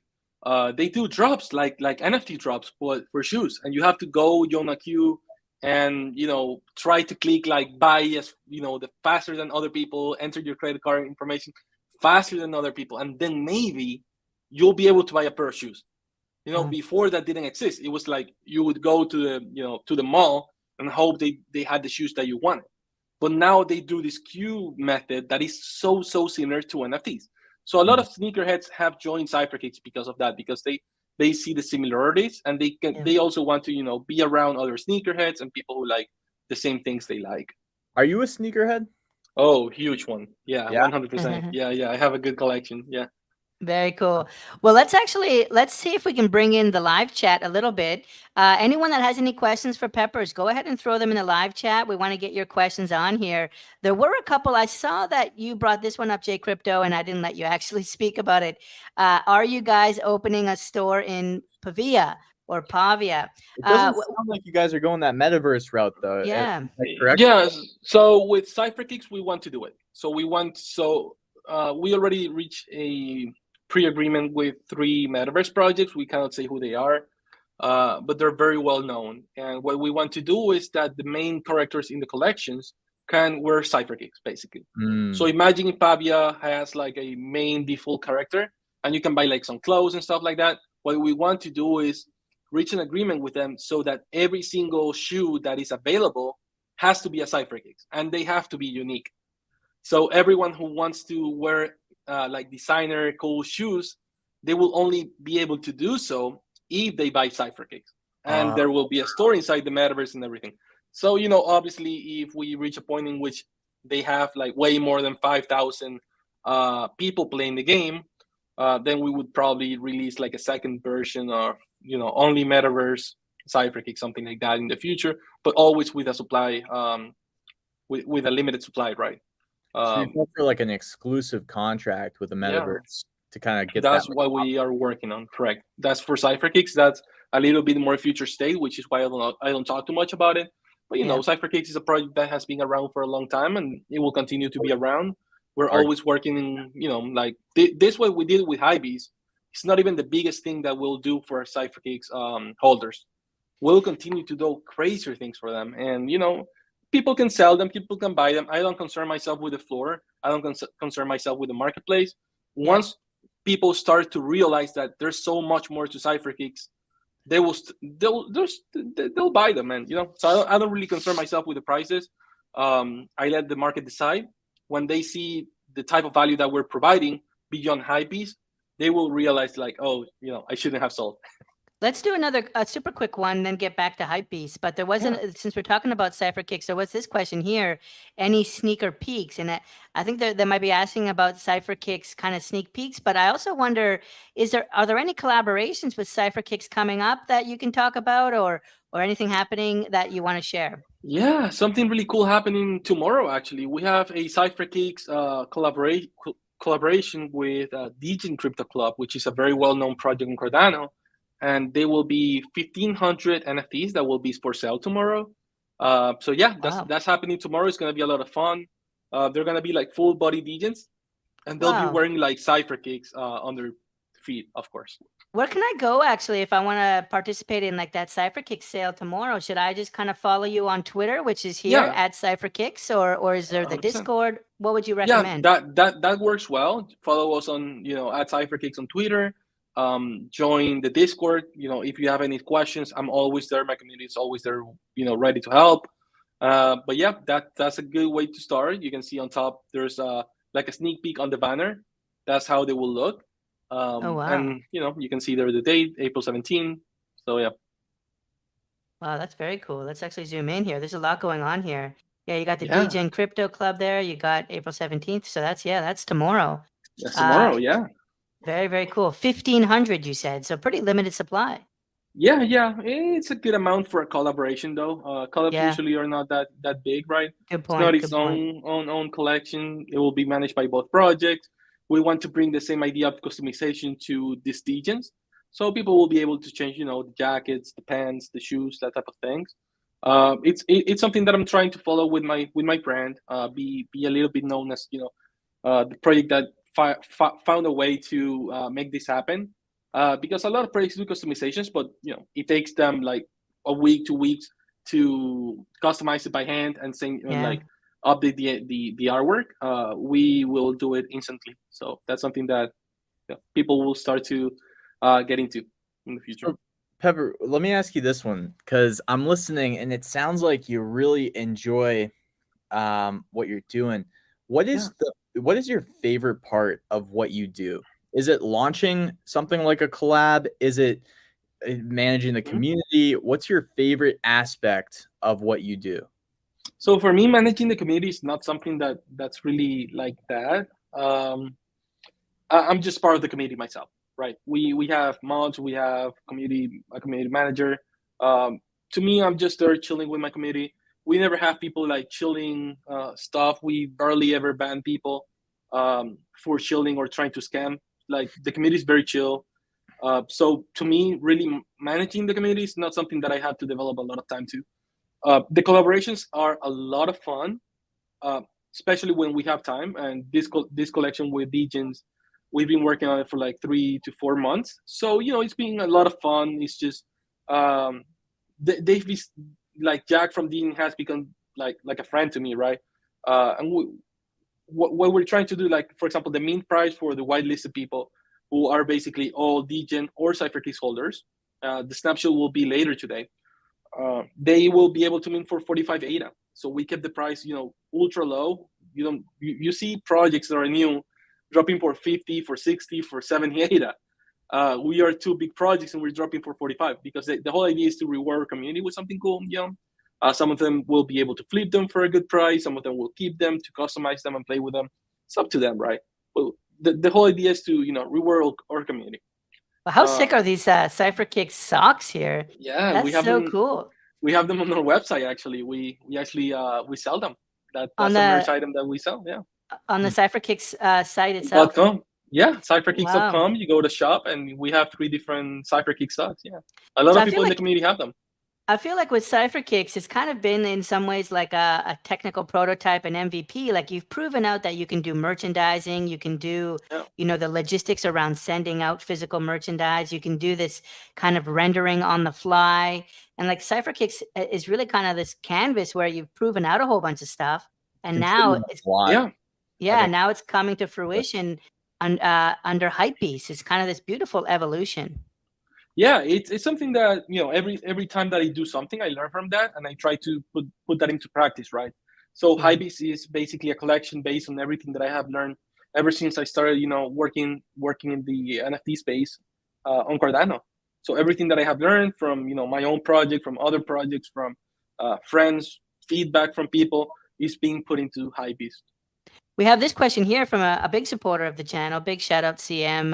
Love to see you here today. Hope you're doing well. But he wonders, can you buy with ADA? I think he might be asking about like those socks and like some of this merch. Can we buy some of this with ADA or only fiat? So right now with fiat, but it is my goal to dirty fee at the ADA option this month for merchandise on Cypherkicks. Yeah. There you go. Wow. Yeah. We want to accept ADA as soon as possible. Yeah. Can you go into how you're doing that, Peppers? So it will be a manual process. We'll have someone from my team manage the wallet. When someone pays with ADA, we put the order in, we pay with dollars. And, we are in a situation in which the demand it's not that big that we would need to move a lot of ADA into fiat. So the fiat will just keep it in a wallet, hopefully wait for $2-3 ADA to take that out. We'll see if needed, of course, for the business. But yeah, we can definitely can. It will be more of a manual process. You just send the ADA, fill a form, put the transaction ID, put your address information, and we send the socks or whatever you bought. Dude, what's really interesting about your project, I think we're heading towards a place in NFT maturity where there's so many projects started, right? And there can only be so many Pokemon cards. So, you know what I mean? So I think that it's smart to have a few different lines going because eventually you might see collectors just hop on the top 10 or 20 projects that like make it in the space and then just buy on the, multiple derivatives, especially if they're tied to something real, like what you guys are kind of going towards. So it is interesting in the future of NFTs. I think you guys are positioning yourself really well in Cardano. Thank you. And one of the really cool things is like, for example, I'm invested in a few projects and I have bought, like, for example, I have one NFT that I really appreciate. I really love that NFT. I bought it as an investment, right? And I thought, maybe in the future I'll sell it. I'm spending money. I want to make money from it. But I bought a hoodie from that project, and I've come to really like feel attached to that NFT to the artwork itself, to a point in which I don't even really want to sell it. Like I don't see a future in which I'll be like, oh, this NFT is now $20,000. I'll sell it. I'll be like, maybe I'll give it to my kids. Yeah. It's something that I just want to keep. It's something I want to collect. And when you have merch, when you have a hoodie, when you have a t-shirt, something related to that NFT, some subconsciously become more, I don't want to say loyal, but, part of that project, part of that community in which you really want to leave, if that makes sense. You're Yeah. truly invested. Even if you sell some of the NFTs, you won't sell them all. So that's what we're trying to cultivate here. We're trying to make sure that the community feels at home. We're trying to make sure that people, when they go to see NFT Con, you'll be able to tell who is part of this community, because I'm pretty sure a lot of people from our community will be wearing our t-shirts, the Cypherkick socks, the jackets, the hoodies, everything that we release, right? Well, So that's part of it all. Is So sick. feeling part of a community. Like how the Bored Apes, people, they're an actual community and they do meetups and things like that. We want to do the same. Obviously, ADA is not at that point yet, but we'll get there. And so you guys are going to be at CNFT Con. One Yeah. question I have is, are you planning on bringing any physical merch to CNFT? Oh yeah, 100%. We even want to. We're working with the company to see if we can bring like Cypherkicks toys, like the actual NFTs, style. So it will be like the shoe with the leg, with the bone, in toy shape, like collectibles, so people can buy them. We'll have hoodies. We'll have the stocks. We have a lot of stuff. We want to put like PS5, so people can just chill, play a game with us. It won't be so much as a attempt from us to make money from the con. It will mostly be like a place for the community to hang out with us, have fun, learn about the project, and just basically have fun and chill with us. They'll probably just walk around the whole thing and then come chill with us and rest, have food, drinks, and just be there. Talk about sneakers, talk about what we all love. It makes total sense. You're right here by the main stage, where you're probably going to have a Yeah. lot of people like waiting for the next speaker. People are going to be loitering around here. You see it at all the other conventions. Then you got the farmers market, so I can pick up a drink from here and then maybe come sit down in some chairs at the Cypherkicks. You got the biggest booth size. I think that's 30 feet by 30 feet. It's huge. So yeah, that's really cool. I don't know what I'm gonna do with all that space, but we'll figure it out. Yep. Very well. You're gonna have to make a lot of room, because if I go, I'm gonna be wearing a furry, so I'm gonna be like really big and puffy. I'm gonna need some space. Jay Crypto's got a furry coming as well. Fake news. No? Fake news. We'll put you in a corner around there, man. I don't know, Timmy. You might be too big for the. I might be too big. We might see, need man. We'll figure it okay. out. Oh yeah, CM. Maybe this might be one of the last questions. It might be time to wrap up. What we'll do is we'll look at this question and then we'll let Peppers kind of say a final word if there's anything that we might have missed. But 3D printed toys was a question here from CM. They will be 3D. I don't know yet if they will be 3D printed. Got it. We recently bought a few resin 3D printers to play with the initial models, right? Because we want to do the initial models, everything for the company that will be producing the toys. They might be vinyl toys, which I think look a little bit more professionally made. It's standard in the space, Funko Pops, things like that. They use that type of material, so we'll probably be going with something like that. But if the 3D printed versions that we create are high quality, we'll most likely be doing something maybe 3D printed, of course. Why not, right? Okay, well, anything, Peppers, that you think we might have forgot to mention with Hypebeasts or Cypherkicks, or any kind of summary, kind of last words as we get ready to wrap up? What do you want the people to know? Yeah, I mean, just that the collection is looking sick. I think the art is incredible. My team has done an amazing work. I'm very proud of what we've been able to accomplish. It's been something that we've been working over 4 months now. It's crazy, right? I know it's crazy. It feels like so long ago that I remember you guys doing your collab with Dead Pixels, and I'm just like, time flies. Like, time flies, man. Kind of scary. But for real. But yeah, we're very happy with what we've been able to accomplish. The community got our back, and we're just trying to let people know about what this whole thing is about. It's very hard to reach people, so you guys have a good platform. We're I'm very happy to be here talking to you guys. All the questions that you ask, excellent questions. Thank you for people in the chat asking the questions as well. It was a lot of fun.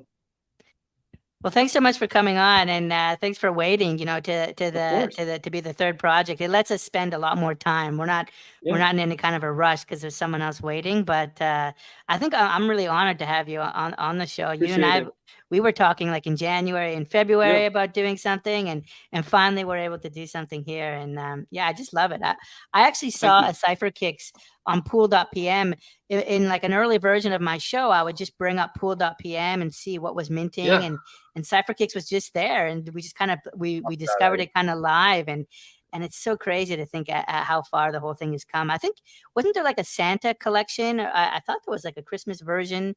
Oh, yeah. That's something crazy we did. We did like Yeah. a gift box, and it was unlimited. So people bought, I think, like 3,000 of them. And the Yeah. idea was to give people like a random NFT artwork that our team created.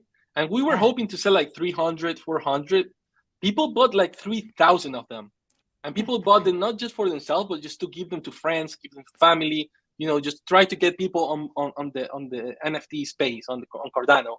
Yeah. So we ended up airdropping, I think it was like 9,000 to 12,000 NFTs, which is after Buffy bought the largest airdrop in the history of Cardano, which it is was insane. sick. There was like these zombie like Santa Uh-huh. Clauses playing basketball, I think, and like it was totally wicked. I remember that day I bought like 3 Cypherkicks, but like it's in my 2021 wallet. Like I don't know, are there Hypebeasts maybe sitting in my wallet that I don't even know about? There should be.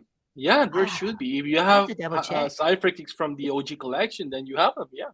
Oh wow! And it's something really cool because a lot of projects they try to convince people to mint their project with just giving you like, the royalties will share them with the community, right?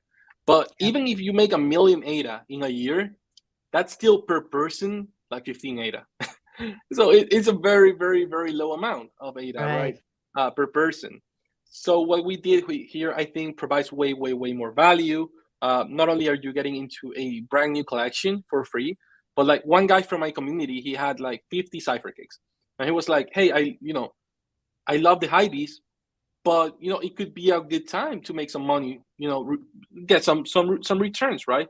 Maybe I can invest in something else in the future, or I can use the funds to snipe some really super rare Hypebeasts in the future when they're revealed." And he's made like 2,500 ADA, and for free, basically. I respect the grind. For sure, 100%. Flippers are part of the community. We definitely need them, and without them, where's the royalties, right?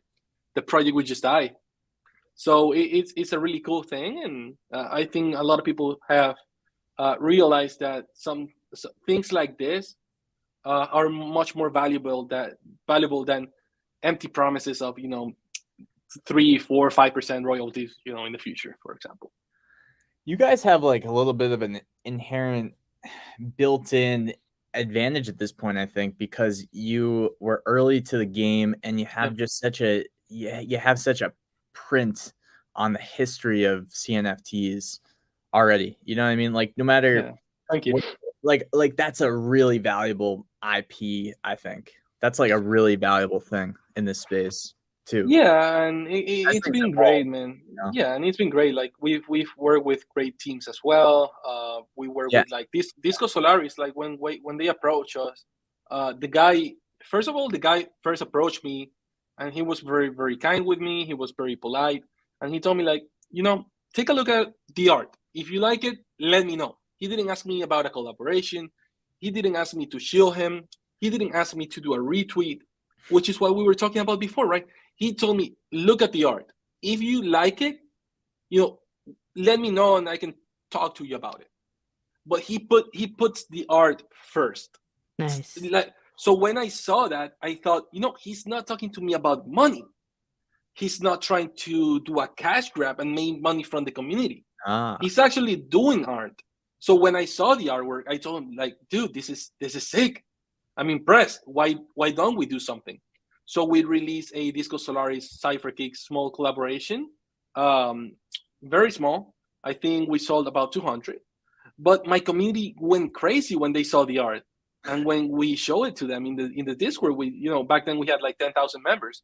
And like 1,000 or so went to Disco Solaris right away. And then they start. It's like that new Nike that comes out, right? Yeah, it's like the same kind of feeling when you see that 100%. new model, right? It's like, I kind of want that. Like, I want that in my collection. And the community was like, what is that? Disco Solaris? What is that? They had like 600 members in Discord. and now they have more members than us, and now they're like this huge project, right? So Wow. it's all about that. You got Yeah, it. yeah, Really, you were with them really early on in their process. yeah. I consider myself to be an art collector at this point now. I don't buy NFTs for necessarily the utility. I care more about the team, the art, and what can come from that. Right. I don't care about making 28 per month from an NFT. I don't care about that. I care about what the project can become. Like Clay Nation, they're becoming now they're becoming a brand now. A brand. Yeah, Like, huge. They're Those becoming a brand, right? Exactly. Exactly. Branding, like it's Yeah, and Dead Pixels, they're a video game. They're gonna become a video game. Yeah. And Disco Solaris, they're trying to work with music studios to create music for their communities. Like music people can actually listen on Spotify and things like that. Wow. And that's the type of thing I'm going for, and that's what I'm trying to do with my collection. I'm trying to go into the fashion world, which no other project has done at this size. So some of them are trying to do music, some of them are going for video games, some of them are going for whatever Clay is going, like metaverse plus music, and I'm trying to go my own way with fashion. And I think that's something that I hope people can understand in the future. It's not all about the flipping right away. I've made way more money by holding long-term projects that I believe in because of their teams than just flipping for 10 ADA. But that's just me, though. I respect the hustle, and everyone has to find their own way to make money in the space. Some people are just better at flipping than investing. 100, yeah. Some flipping, and it's just like self-awareness, right? Like some people are 100% good at flipping. Yeah, man. I wish I was like that. I'll buy something and the next day is half the price. So I'm just forced to hold. When I bought the Pixels, I thought I was making. Cards, man. I'm sure you had to hold your sneakers, right? Like, yeah, man. You really got in there first and hit that. Yeah, you got those. Yeah, it's like that. The good thing is that the sneakers you can wear, right? But like for example, that Pixels, when it happened, the drop, and I saw the floor for the Pixels was like 10 ADA under mint. I was like, I was feeling a little bit bad. I was like, I'm gonna buy some from CNFT.io, to support my buddy. Dude, then like a few weeks later, I was like, Jesus Christ, thank God. He's helping me. I'm not helping him. He's helping me. I bought one around the same price, and I'll tell you, I was a completely different perspective. I was like, this is the first interactive NFT on Cardano. Yeah. This is going to be proof of history. This guy's a genius. And that's why I went on like a little bit lower than 40 ADA price. Yeah. But yeah, now they're like almost 3,000. Crazy.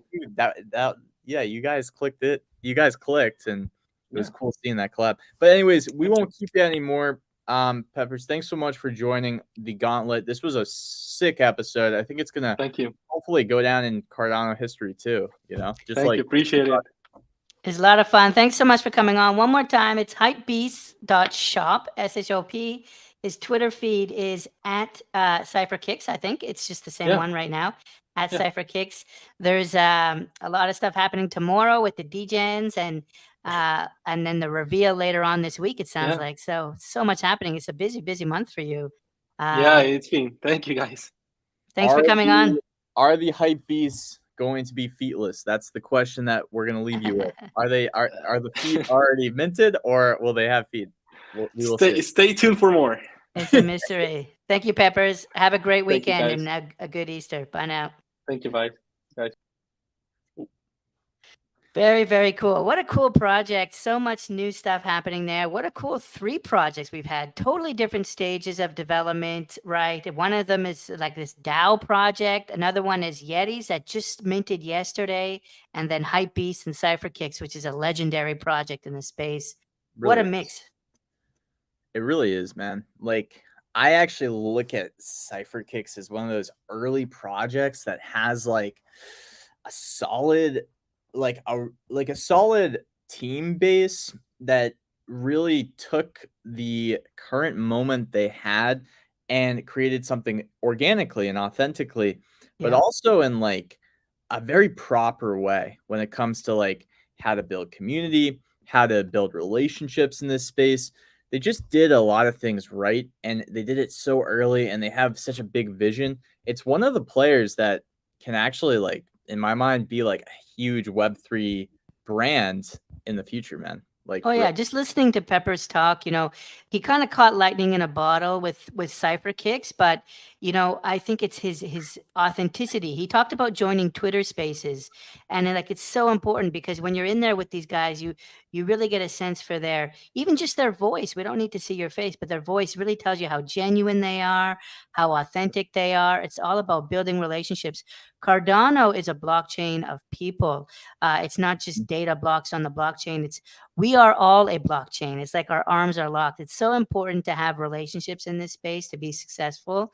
And I loved how he shared the advice of joining Twitter Space, be your authentic self. Don't just DM people asking for collabs. Build those relationships. Gary Vaynerchuk, jab, jab, jab, right hook, which is give, give, give, and then ask for something instead of people coming out from day one trying to right hook and ask for something. So it's a really great. I'm a big fan of Peppers. Always have been. He's a bit of a role model, a bit for myself. I'm starting an NFT collection, right? We're gonna hopefully mint in July, and I've been looking at what he's been doing and just kind of being a good person, being involved in the community, and I just love everything about it. I didn't know him that well before this, so that's kind of what was cool and why I was so excited to ask questions, because I knew about Cypherkicks, right? And I remembered that whole history because I was covering Dead Pixels at a very low price before it exploded. That was one of the things that kind of got me into the Cardano community a little bit. And I remember the whole Cypherkicks kind of movement and seeing them collaborate with a few different projects. And I remember that whole thing unfold. So it was really cool to actually like get inside, Pepper's head and just kind of hear kind of his thoughts on that whole journey, which wasn't too long ago, by the way. I remind people, because like it feels like it was, but it really wasn't. It was only like 6 months ago or 4 months ago or whatever. So I love that. I love also that he's carving out his niche or his niche, right? He's talking about being the fashion project on CNFT. And so we've all got different swim lanes, right? Dead Pixels has a swim lane with the first game. Clay Nation, it has this kind of festival-based metaverse project. You got Boss Planet as the voxel project. I think it is important increasingly as the space gets noisier and noisier to differentiate yourself and like find your lane. Find your lane and like find your angle, what you're gonna bring. Dude, go ahead quickly. Yeah, sorry, Timmy, I'll let you go, man. Jeez, he's got to go to the litter box or something. I probably do too, but here's the deal, man. All I was going to say is I think there's going to be a lot of competitors in the Web3 merchandise space. What I do think they've done to differentiate themselves on the next level is build that culture around sneakerhead collectability, because that ties right into all the people in their Discord who are probably in the chat, and they collect NFTs, and some of them are probably sneakerheads, and they grew up, or they had that collectability mindset, which I can actually relate to due to my time in the eBay markets. But it is kind of a culture that like that sneakerhead culture. You just need to like experience that type of thing, listing something on eBay, doing the market research, and like getting it early, right? And then seeing it appreciate to even be able to kind of communicate with other people that have done that. And NFTs have a huge culture and collectability. So I just think that's awesome. Yeah, I think like wine bottles, right? Gary Vaynerchuk used to do the wine show, and that's how he started with collectibles. And then, before that, baseball cards. But NFTs, sneakers heads, it's all the same thing, right? We're all just looking for some asset to trade and to kind of speculate on.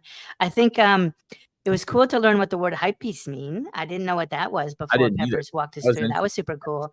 And yeah, I'm not in a rush. I don't need to go to the litter box, but I also wanted to just kind of give a quick shout out to the other two projects. It's kind of like a wrap up because IDO Yetis was the project in the middle there, and big shout out to them for trying to help the environment and for supporting us. The project has minted just under 200, and even though they haven't like sold out, they're still supporting us here on the Gauntlet, and so I'm really appreciative of that. Big shout out to Treppy for supporting the Gauntlet and helping us, and I really encourage everyone, give a look at IDO Yetis. It's not going to sell out today, and so it's probably not going to go to 1,000 IDO today, but Cardolphins was the same thing. Cardolphins is a slow mint. I don't think they've sold out yet. And so the message for Cardolphins was I ended up buying 2 right after we finished the Gauntlet because not to make money, but to support the environmental mission of helping dolphins in Indonesia. And so with IDO Yetis, I think that's kind of the angle for me as well. I just love projects that are helping the environment. Yeah, absolutely. IDO Yetis, big shout out to IDO Yetis, big shout out to Hypebeast, and then big shout out to IDO Pass DAO as well, Timmy. I mean, it's definitely early for Cardano, for IDOs. There was a lot of language that I think we got a layer of paint maybe to people that haven't heard that language before. So I think that's kind of important. But this is a team that came from Ethereum and now they're trying to build something on Cardano. And I think that they're kind of early. It's kind of interesting because they're a little bit like early to where the puck might be moving with DeFi. Yeah. And that creates a nice opportunity. So I just I think you're 100% right. What's that about a layer of paint? That's a cool expression. Is that I made that up. I swear. Okay. I thought it might have been something from Boston or something like that. Oh no.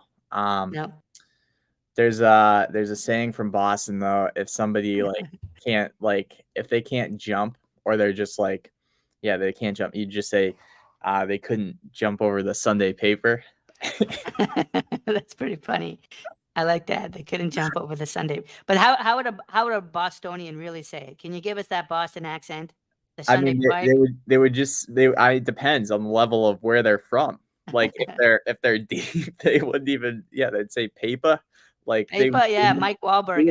I try to actually get my R's in there, but it's sometimes just I don't know. I love it. It's a beautiful accent. I I think I'm Wahlberg. not even on the deep spectrum. I don't hear it from you at all. Actually, I never hear it. I wouldn't have guessed you were from Boston. So. Well, there's times that you can tell because I just say things like I just mess up words like trousers. I have trouble saying just because it's trousers. A hard art. I had no idea. I had no idea you were from Boston. I would have guessed you were from heaven because you're such an angel, J Crypto. Love doing this show with you today. Love all the research you did with IDO Pass and kind of informing us. Anything else before we go ahead and wrap up this show? No, it's all good, Timmy. Let's do it, man. That was awesome. Thank you for all the people watching. I mean, all right. What makes the show, right, Timmy? Episode 8 in the books. We do it every Saturday, 2 p.m. Eastern. If you are a project owner or know a project owner that wants a little bit of exposure and to bring in the community, reach out to us on Twitter, and we'll see you all next Saturday. Daza CM